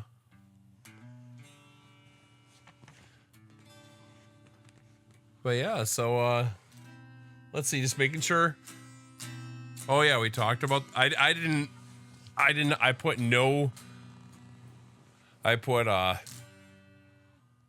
nothing, no information forth into the Metro Minute. Put forth no. Yeah, so I'm wearing pajama pants right now with a t-shirt that has a bunch of holes in it. Dave actually showed up tonight in jeans. What t-shirt? He was wearing a 007 t-shirt. 007 shirt. Yeah. And I'm still wearing my work pants. Yeah. And my X-Ray arcade hoodie and my t-shirt that I bought from the stage in Nashville. Is that where your buddy plays down there? Yeah, he plays there a lot. And I bought the shirt because before 6 p.m. they allow all ages into the bar. And we went in there with a giant group because we were with the school. And I just wanted to see my friend Tyler play a little bit. And I walk in, and the bartender walks up immediately. He's like, "What can I get you?" And I'm like, ask the kids. And like, none of the kids drink soda either. So everyone just wanted water. So I'm like, well, fuck. I'm not just going to, order 12 waters. So I, start, I'll take a t-shirt and start buying stuff off the wall. And You felt bad about it. yeah, I mean, me and friend Heather, we both bought NA beers because that was allowed on the trip. But I'm like, I need to buy something, and I'd rather drink an NA beer than a soda. Yeah. Yeah, because, they're all there to make money, and they're not gonna off of 12 people drinking water. Yeah. That was a fun trip, though. When you were in Nashville, did you go to any museums? Go to Johnny Cash? No. The only place we went to the mall, which is on the north side. Like near- which mall? Like the Terrace, or like that giant one that feels like you're in Biodome? Yeah. Oh no, there's two different. There's the mall, and then there is that other center I'm talking about. Wherever we went to, I don't even think we went into. The mall is part of the Grand Ole Opry. It's right across the street. Yeah, I think that's what we did. Okay. And we didn't even go into it because it was like, I don't remember. It's like we drove like a half hour to get up to wherever it was, and then I felt like we didn't do anything when we were there, and then we just like drove away, tried to find somewhere to eat. Oh, did you go to the Grand Ole Opry? I think that's where we drove to, but like something was like closed, or we couldn't get in somewhere. So you didn't see a show at the Grand Ole Opry? We did not. No. Yeah. Oh, it is. I put that up there with seeing a show at Preservation Hall in New Orleans. It is something just to go and see, because like the Grand Ole Opry, they are still, even though the music has changed somewhat, they're still doing the show the same way now that they have since the beginning. They got the classic act, like we saw Connie Smith. She was the classic, and then they had the traditional, and then like the newer upcoming. We saw two really popular ones, and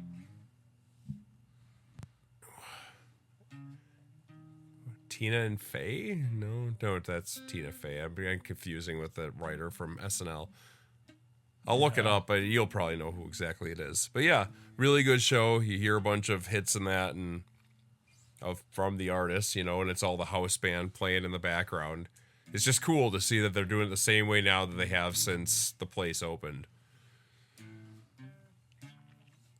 Yeah. I say we went to go to something, and I felt like nothing happened out of the whole time. Like we traveled somewhere for a while, and then like nothing happened. And then we tried finding a decent restaurant. I don't remember what we did. Yeah. Yeah. Most of our fun on Nashville was, we were like a block away from the main drag. We went to the stage. We saw your buddy play. Yeah.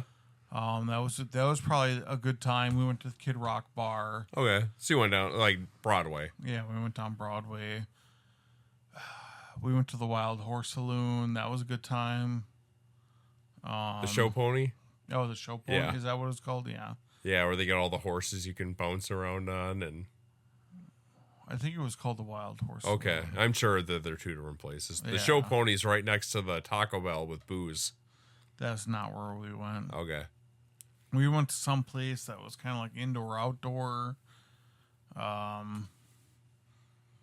Yeah, we just kind of bounced around, kind of saw every little bit of everything, and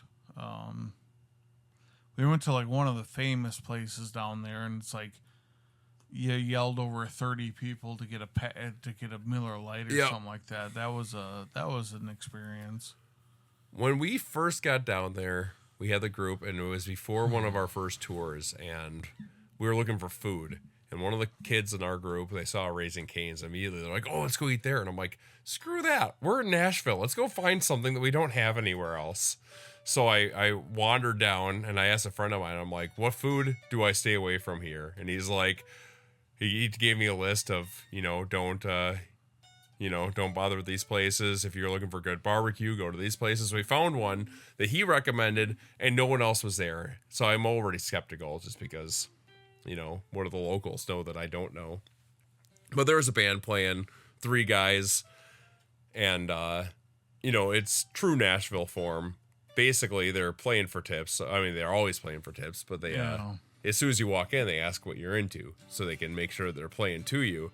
And my go-to is always Marty Robbins. Now, when I say Marty Robbins, I do not want to hear someone struggle their way through a Marty Robbins song. But he asked me what I like, and I told him, and then he played the longest version of... Oh, what is that song?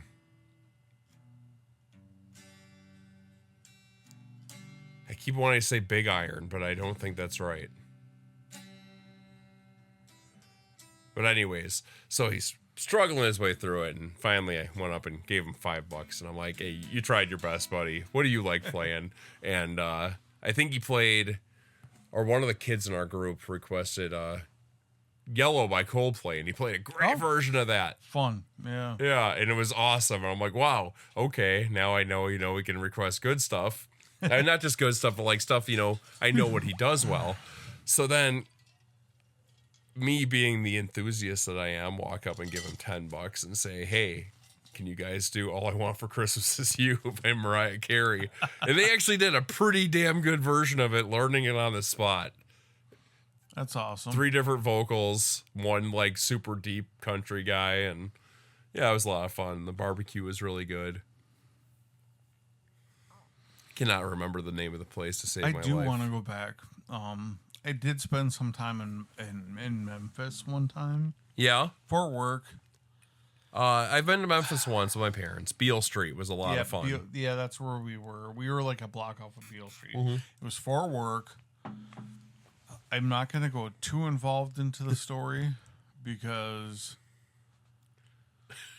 it was a lot. I think they're prostitutes, but I don't remember paying. Yeah. That's about what it came to. Actually, so this was a long time ago. And yeah, I ended up having a really good time, and my boss and coworker had to get the like front desk person to come up and like open my room because I was like fucking passed out because I stayed up way too late drinking and having a good time with the locals. Yeah. And yeah. Awesome. Sounds like a good work trip. It was a good work. And I worked like a 12-hour day the next day, like nothing ever happened. Right. Other than being a half hour late because I slept in through it. My alarm. And they thought I was dead. Right. It was a good time. That's like every day when I was in New Orleans. Let's hit pause one more time. Okay. We got 20 minutes to wrap this up to keep it under 2 hours. Okay. And we'll kind of close out on the night and have one last what do we call it? The nightcap, if you will. The nightcap. Yeah. I don't wear them, but okay. Playing in tune is overrated. Anyways, we're back. We are back. My dog's joined us. If you hear a ball being chewed on in the background, that's his intro into the song. Can you hear it? A little bit. It's all right. I could mic him directly. It'd be funny. That would be kind of funny. This dog takes up like 10% of this room. Yeah, he's a big beautiful. boy. He's done growing, right? Oh yeah. He's 6. Oh, okay. So wow, 6. yeah, he's 130-pound German Shepherd. Doesn't listen very well whatsoever. He's a very smart dog. He knows what I'm asking of him. Yeah. He just doesn't do it. Yeah, he's like his owner. Yeah. Yeah, I walked all around the upstairs with him. I had him show me around. Yeah, he's a He's a very, very smart, beautiful dog. He would yell at me in his own voice and say, "I'm not beautiful, I'm majestic." He doesn't like the word beautiful. I'm a very handsome and beautiful dad. Was he darker as a puppy? Yeah. And I feel like he was much more like black. Yeah, they change in colors as they get older. Okay. I think he was almost all black. I remember like that one photo of him with the bow. Yeah. The red bow. Yeah, they're almost like all black other than like the paw areas, and then they kind of turn into the sable-ish, if you will. Yeah. There's sable colored German Shepherds, which is like a broad mixture of the two colors that you see on him. Okay. But the tan and the brown it's pretty common color. You're just going to chew this whole time, aren't you? It's all good. Yeah. He's got one of them big red Kong balls, and he's just going to town on it. All over my leg, He doesn't ever chew on those things. He's like, this makes noise. Let's do this. Yeah. So how many German Shepherds have you had? Or is he technically your second? He's my 100% first. Okay. My parents have had, with me growing up, 3 other than him. So they had Cody, they had Toby, and then they had that one that I hooked him up with. Yeah. Why can't I remember her name?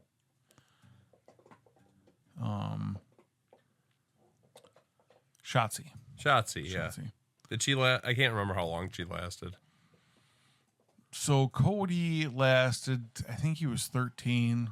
He's an old bitter dog in the end. Didn't like anybody. Bit people. Oh, really? Yeah, he's just I remember Toby used to gnaw on my arm, but that was all playful. It was all playful. Yeah. He ended up having some weird gut issue and, yeah, unfortunately passed at 7. Okay. I think for some reason I thought he was much younger. Yeah, it was 6 or 7. 6 or 7. Yeah, and I think Shotzi was 8. Okay. It was pretty young for her, too. Yeah. Don't really know what happened. German Shepherds can live, a shorter lifespan. Yeah. I've heard they either live long or there's just something that... Yeah. He's, I think he's 6 now. His birthday's September 3rd. Okay. I think he just turned 6, so... He's still spry. That's good. He's a good dog. Yeah. He's slowed down a little bit to where he doesn't like being outside in the rain. Okay. He's never really liked it, but when he was younger, it was just I'm outside. I don't care. It's raining. Yeah. To the point now where he's yeah, it's raining. I'm going to come inside. I'm going to pee. I'm going to pee real quickly, and I'm going to come inside. If I ask him to come to me when there's another dog in his sight, he will run off and go after the other dog. And that's a problem. He's never been good at it. We've spent thousands of dollars in training on him. We've had generic German Shepherd kennel club training. Okay.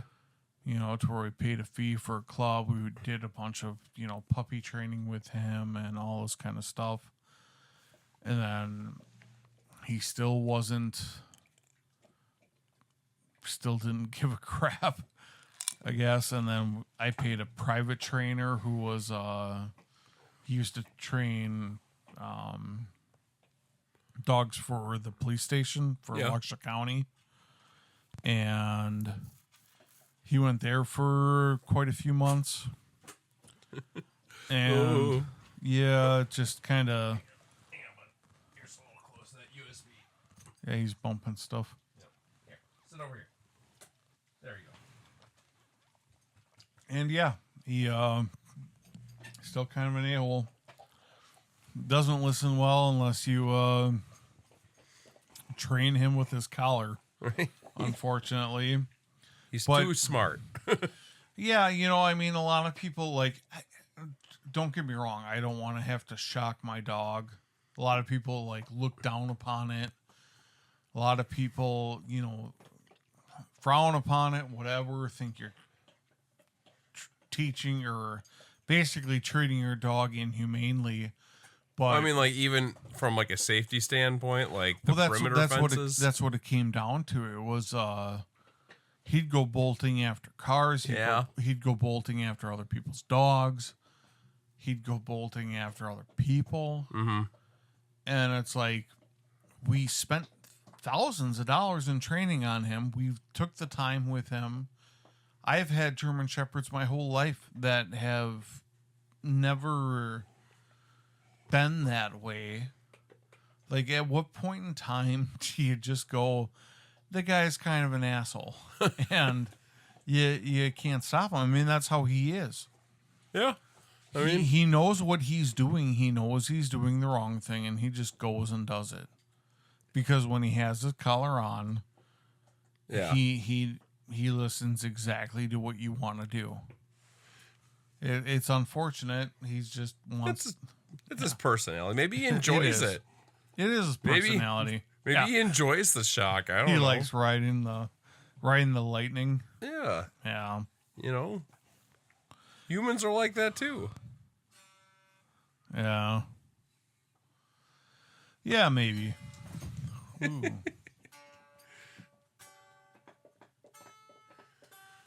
Oh yeah, so New Orleans. I was talking about that. We got off. Yeah, we did. So I took a trip. Tristan and I and two friends from Detroit flew down 2019, and we stayed, what would that be? Uptown. It was only about a 2-minute walk from the French Quarter. Did you meet Bruno Mars? I did not. We weren't that funky.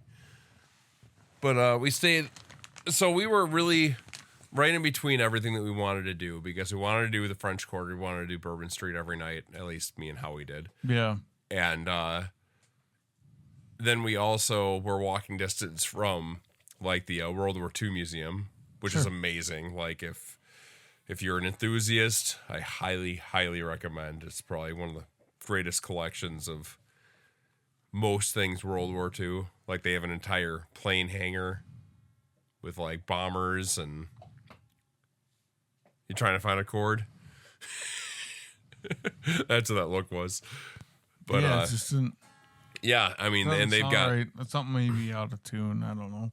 Well, probably all that banging the tuners on your mic stand. Yeah, probably. But yeah, they have a great depiction of the Battle of the Bulge. That entire room is probably my favorite. I have that in my pants every day. Sorry. And but yeah, it's for good music, I would say, Frenchman Street was my favorite, going over to the Spotted Cat. But just for if you love people watching, Bourbon Street was amazing. It's so trashy, and it's we felt like such creeps, just being he was older, I was 34 at the time, and we're wandering down Bourbon Street just watching the show. Yeah. And at one point we wanted to find a gentleman's club. Sure. And I mean, there's every other bar on Bourbon Street is a gentleman's club. yeah, and we went to from what I remember. We saw the Hustler Club or whatever, and that was $20 to get in. Yeah. Another place was 10 or 15, and then we're walking, and I'm like, no, let's just find a place that isn't that much. And then we saw a free place. He's like, yeah, let's go in here. I'm like, no, wait, I still think we can do better. He's like, better than free? I'm like, yes. And we found another one. It was. How do you find a place better than free? It was Lucky Lucy's Cabaret or something like that, and it was $1. And I'm like, this is where I want to go, because I want to know what they need $1 for me to come look at. It's better than free if you're paying $1. Yeah, Like you got your $20 stages, you got your $30 stages, you got your free stages, and then it's like, well, you know, if you pay a little bit more, I want to know what see, a buck was worth. That makes sense. That's worth it. And yeah, we ended up didn't partake in anything indoors, but we ended up hanging out back with twin dancers that we were just talking about punk rock while they smoked. It was fun. Yeah. Yeah, I'm you know, we're doing this on a Wednesday night, which by the way, I'll probably oh boy. He's playing. He wants to play the guitar. Hold on, I gotta get his Kong ball. Okay. Where is it? Am I near it? Oh, there it is. I couldn't see it. It was like half under my chair. It's all right. So I'm going up to Adam's Friendship hunting, Yeah. and one of the guys, he's kind of he's a hornball. I'm just gonna say it. And he's like, "Oh, we should go down to Cruisin' Chubby's one of the nights." And I'm just like, I don't want to anymore. I've got no use for that in my life Yeah. anymore. I don't need to give other women my money at this point in time in my life. If I wanted to be broke and have blue balls, I'd stay home. Yeah. Well, and I've been to that fine establishment I don't know how many times. Cruisin' Chubby's is probably one of the nicest places in Wisconsin to go. I've never been there. I've been to Wisconsin Dolls, Yeah. and that was something. I've been That one chick had like the twitching eye. Oh, so you've been to a good place in Wisconsin. You've never been to the Jack of Diamonds. I have pondered across many establishments of fine horror-y. Yeah. Is that the word? Supportive of single moms. Yeah. The juice bar down in Janesville called Screamin' Mimi's. Screaming Mimi's. Yeah. Dave and I frequented there for a while. Yeah, it was an 18-year-old place where, you know, it was a juice bar strip club. So they didn't serve alcohol. There was another one up in, I think, Appleton. Yeah. Yeah, it was what was that one called? Bean Snappers. Yeah, Bean Snappers. And they lost their liquor license, and then you have to go across the street to the bar that they owned also.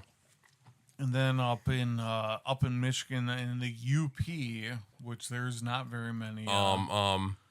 Big Bonds. Big Bonds.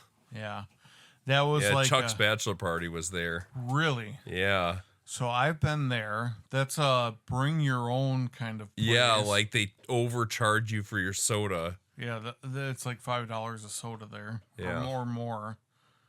And they you basically can top it off with whatever fine liquids you have in your car. The stage is basically 2 pieces of plywood with carpet covering it, and then you grab your own chair from the stack of like PTO like style chairs on the corner. And most of those girls at that place was high as a kite off of something. Oh yeah. One girl came up to me afterwards, after I was there, and was just basically like, she's just like, give me money. Yes. She literally just asked for money from me. She's like, hi, give me money. And I was just like, are you serious? So I'd have to say probably the nicest, not even nicest, best experience I have had in Wisconsin at a gentleman's club was Bonkers in Manitowoc. Okay, I've never been there. Yeah, it's no cover. It's like a bar. It's just a bar. They got darts, they got pool, and there's a stripper stage. Sure. Well, Cruisin' Chubby's is fantastic. Okay. Multiple stages, 30-foot poles. It's clean. I mean, well, this I don't know how clean it is, but it's also unregulated, and yeah. it is like no cover. A beer is like $5, and it's literally like the strippers are literally just like shooting the shit and shooting darts at you and playing pool and yeah. It's how they kind of like get you into. You get like Cruising Chubby's has shower rooms in the back. Shower stages. They have private areas. The shower stages don't seem as exciting when you realize you got to keep your clothes on. I mean, I'm not saying you want to be like you to take a shower. I mean, it's not that like you want to be like, when you're in jeans and a shirt and you like get drenched like that, because Juno used to have that, and a friend of mine said he had that for his bachelor party. And he's like, yeah, that's really unexciting when you're like the rest of your night is ahead of you and you're drenched. Well, the Edge of Dells, we go up there for the car show, the Edge of Dells car show. I don't remember what the car show was called. So we would go up there. It'd be 30 to 50 of us. Half of us would be staying across the street at the campground Edge of Dells.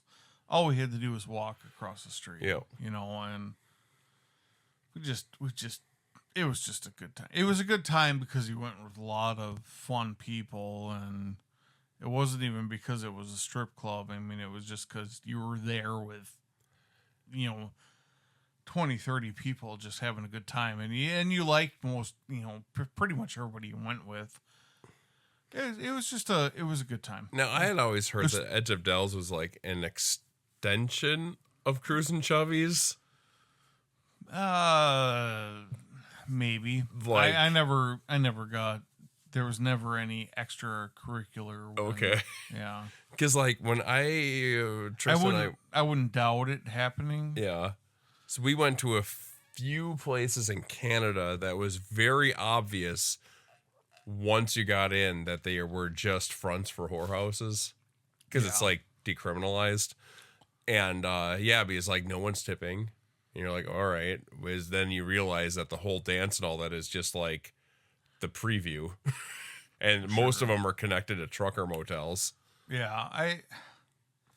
I feel like that is. I mean, I never went there for any of that kind of stuff. Yeah, I'm not a big fan of that part of it all. I went because we were with a bunch of people and whatever, and I was younger at the time, so it was obviously fine. But like, I didn't go there for that or even search for it. Nor did I don't think it happened with anybody that in your groove. Yeah. If it did, it did, but it was. I don't think it was like. I don't think it was like not the reason why they went there. Yeah. Yeah. And so what if they did? It's all sex work. Yeah. It's the oldest profession. And I am pro sex work. Whatever, man. Like, I am pro you do with your body as you want. I don't care what you do with yourself. I like, as much as whatever politics brings into whatever, I do not give a crap what you do, what you want to do. When it starts affecting me, that's when I care. Oh, yeah. I will befriend anybody in the world, even you. He was looking at care. me. No, he was looking at the dog. Well, the dog was like, no, just kidding. I don't care who you are. I will befriend anybody in the world. I will not treat anybody in the wrong aspect. But as soon as you start acting a way that I don't give a crap about, that's where the line is drawn. You know, like, if I don't want to be around you, am I not getting picked up? Oh, it looks like you are. No, I am, yeah. Okay. I can, woo! Yeah. Yep. Okay. Yeah, I am. It's just a low signal. That's fine. You always are. I was just making sure that you're actually... I'm right up on it. Yeah, that's good. I mean, I was just making sure that we're there. I can move it closer. It's fine. Yeah, I get that Kong ball right close to the mic, buddy. My dog decided to join us, and And that's fine. yeah, he's better than Dave. He smells better. Actually, no, Dave smells nice. What's he wear? He said he was wearing, what was he wearing tonight? Dwar. He was wearing some sort of Dwar tonight. Wait, isn't that like a booze? Dwars? No, D-O-I-R. It's a cologne. Oh, Dwar. That's what's the other company that's tied in with it? Something Dwar. I don't know. I think Edward Scissorhands is a Dwar guy. Johnny Depp. Yeah. I think he pitches Dwar. Dior? Dior. Or am I thinking about Dior? Is that two different things? Maybe I said it wrong. D-I-O-R? Maybe we're talking about the same thing, but Yeah. we spelled it differently. Because my ex was really into expensive purses, and she had some Dior's. It's probably not Dwar. It sounds know. fancy. I have Ooh, no there clue. we go. We I crested. got that from you. Yeah. That's Give it me back. playing with the dog. We hit 2 hours. We did? Well, hey, we could wrap it up. Let's just extend this on for another 45 minutes or so. Right. What time is it? Now 11:25. Oh, it's so not too we bad. we had a couple breaks, more breaks than usual. It's because we don't have the we don't have the dynamic of having three people, so we can send one person out at a time. And Mel said I have that bad blood sugar thing, so I have to go to the bathroom. Actually, you've been going to the bathroom more than me this evening. I've been drinking a lot more than you have, though. Mm-hmm. My the cup that I'm drinking out of is it's an old Texas Soda Company cup. Is that like 20 ounces? Yeah, it's I think it's bigger than 20 ounces. I should measure it one of these days. A buddy of mine from he lives in I always joke around he lives in Boston, Massachusetts, but he's from Baltimore, Maryland. Oh, okay. But I give him crap because it's whatever. Nobody gives two craps about anybody in Baltimore, Maryland. That theme park in Bowie, Maryland just closed. Yeah. And we would, because he was in a chat group of mine so we became close, and obviously he's in Maryland, and he would always drink out of one of these cups. He would drink vodka and like a Monster Energy. Oof. And then he would that was his starting drink, and then he'd roll it into he would roll it into I think he drank 7 Up or something like that. 6, 7. But he would literally it's weird because you get out of Wisconsin and it's just people don't drink. I know you don't drink a whole lot anymore, as much as you used to or whatever. But he would drink Friday night and Saturday night, and that was it. He would never I don't even think he'd have a beer going out. If they went out to eat on a Tuesday, he wouldn't have a beer. He'd drink a water. It's just weird when you get into different states like that. Mm-hmm. It just here, it's oh, you're going out to eat, you gotta have a cocktail. Here it is embedded into everything. Yeah, and which is good or bad, however you want to look at it. But we know how to party, that's for sure. Yeah. Oh, it's a Sunday morning. Might as well have a Bloody Mary. I mean, there's adults that go to the high school football games that show up loaded. Yeah, well, it's been happening since the 50s. Well, probably longer than that. But he had a cup like this, and he ended up sending it to me for Christmas last year. A cup just like his. Because it's a big cup. He'd have 2 or 3 of these a night. Yeah. I met him on Twitter, which is now X. And my group chat would meet up. We would play Mario Kart. We'd play Mario Kart and chit chat on a Switch. We'd open up a chat on Twitter or X. Oh, that's why you were looking for Mario Kart. Yeah, that's Okay. why I was. Yeah. I ended up just buying it, but we'd all play on there and we'd all drink and just fucking chit chat and whatever, and it was a good time. Sounds fun. It was a great time. I mean, like one person was from Tennessee, one person was from Maryland, one person was from Virginia. I was obviously from Wisconsin. That was about the extent of it. It was our core group. We still So all just talk every day. Bunch of people that find difficulty getting along with people in person. Probably. Yeah. I'm just kidding. I could go on about their lives. They're all GS and I are GS is my buddy from Maryland that sent me this cup. Him and I get along real well. Does he listen to us? I have not shared with him yet. I haven't shared with my group on there yet, just because there's a lot of personal information that we give out. And with online things nowadays, literally anybody could probably figure out who I am, where I live, all that kind of stuff. So I have not shared that. He knows who I am, where I live, so it wouldn't be a big deal if I shared with him personally. But, like, I don't want to share openly on my account that we're doing this. Yeah. I wouldn't mind sharing with him, but or anybody in my group. I trust them all that way. But, yeah, it's just like all of a sudden you say something or you do something and you're getting fired from your job, and whether I say it on there or I say it on here, and everything's all tied together.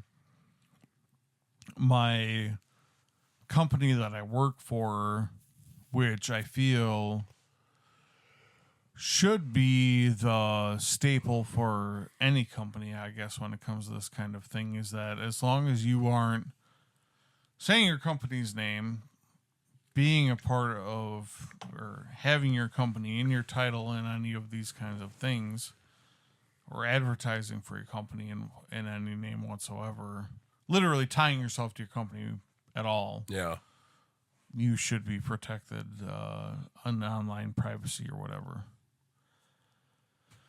But at the same time, people are getting called out and canceled every day for it, which is, left or right or in the middle. I don't necessarily agree with on any side. That being said, if you are basically, it's different if you are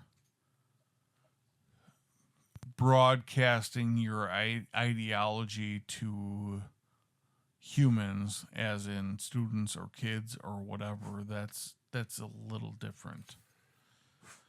Yeah, I mean, if you are a person working for a company and you're an engineer in some random field and you have any beliefs that you want in the world, that I don't care.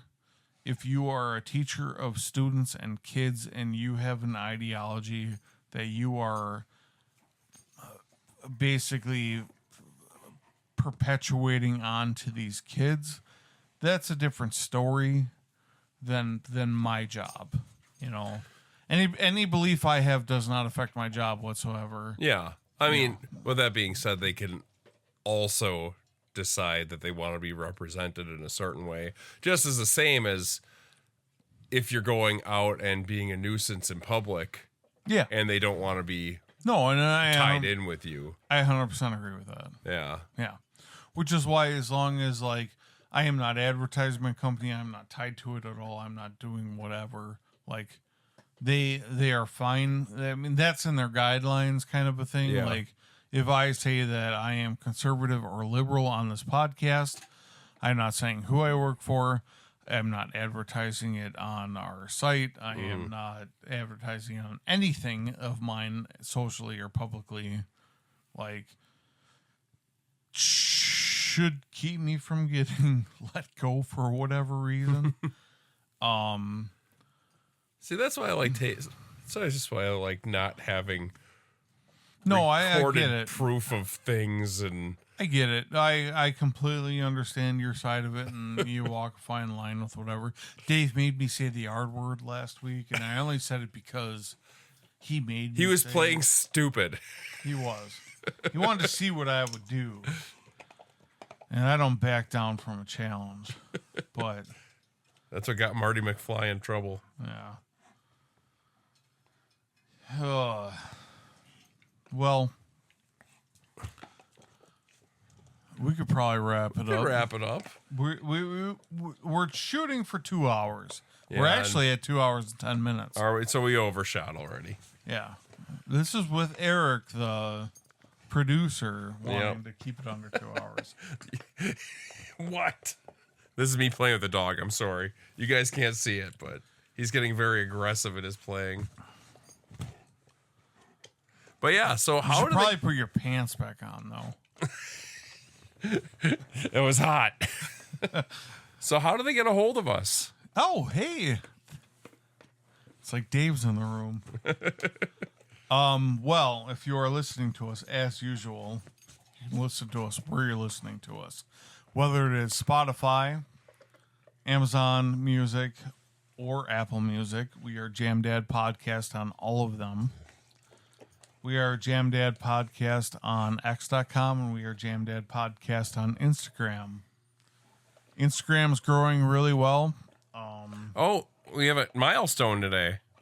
We hit 200 followers on Instagram. Are you one of them as who I'm speaking to? Yeah. We appreciate the follows. I'm going to keep continuing to push that. We're going to try getting more shorts out for our little bits that we kind of think are funny. I don't think anything was funny tonight, except for my dog. Dog and talking about skin bars.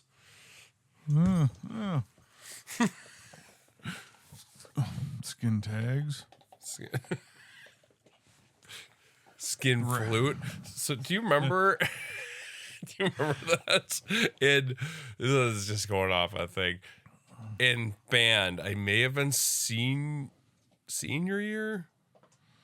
Lucas Brandemule. He was in. He sat next to me in clarinets. Oh, yeah, he was clarinet. Signed me up for a solo and ensemble, and Mr. Robertson read it off in the class, and he's reading off everyone's solo ensemble, and he says, and Eric Walter for a solo on the skin flute. I don't remember that, but that's hilarious.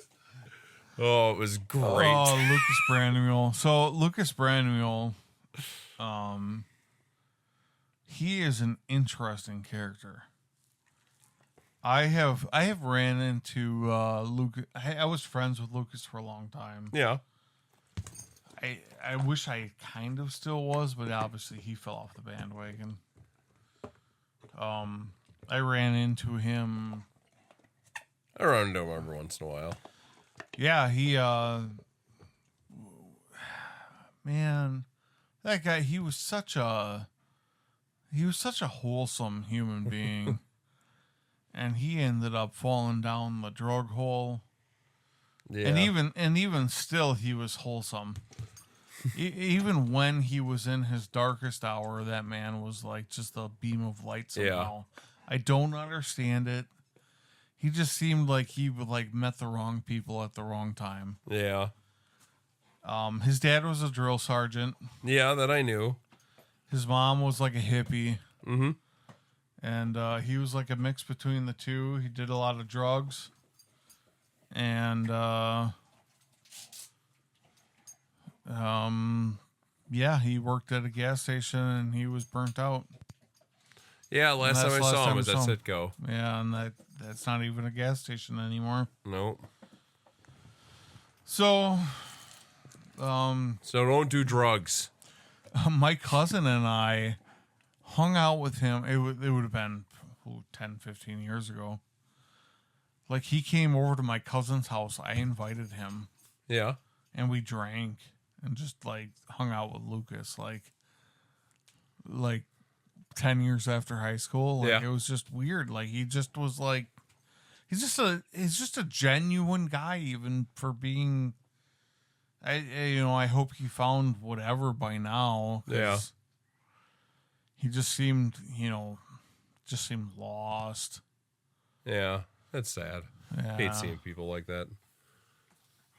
Yeah, I don't know where he is now. It's like, I think he's still around town. yeah, he should be. Maybe I'll meet up with him one day. I just saw Berg the other night. Oh yeah, how's he doing? Good. Bought Kringles for me. He's got a breakfast club at work, and that gets him off the hook for having to think of anything to bring. Yeah. What is he? What's he doing nowadays? He does some sort of machine work out in Maguanago. Still living in his parents' house. Yeah. Yeah. Works out for some. Works out for me. Hey, I didn't know everything was going to get so damn expensive. Yeah, man. I lived in my parents' house for a while, and with the market the way it is, it just kind of happens. You thought it would drop. It is coming down. A little bit. I'm finally starting to see houses I can almost afford. Yeah. It's like, and now the 50-year mortgages, which I am 100% against. My God, that is a horrible idea. I don't even, honestly, as much as you can love or hate Trump, why? Why is that even a thing? That's like the 8-year loans on cars. Yeah. Well, you're not even done paying it off by the time it's depreciated past half its value. Well, yeah, and that's part of it. And it's even worse with homes because the 50-year mortgage is like well, even on a 30, I get almost anybody that takes out a loan that's 30 years old is going to be dead before it's paid off. Yeah, even 30-year mortgages, you're paying substantially more in just interest alone. I can't even imagine what the amount that you'd be doing in here. I can't even imagine what amount you'd be doing in a 50-year. And right now, I could never take out a 50 at 40 years old. No. Well, you could. Right. Might be the wisest. A 30 is pushing it, really. Might be the best thing you ever did. A 30's pushing it at this point. But what? You have China, don't they have 100-year mortgages? I don't know. I don't pay attention to China. Yeah, that's why their entire families live together, and that's why they only wanted sons, because sons were carrying on the legacy and taking care of their parents. Well, that makes sense.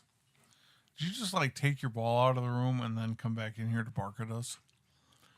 There's no ball for me to bark at anymore. Where's your ball? Go get it. Go get the ball. Where's the ball? Go get it. Go get the ball. I love how he turns his head when you're talking to him. 50-year mortgages is the stupidest thing in the world. As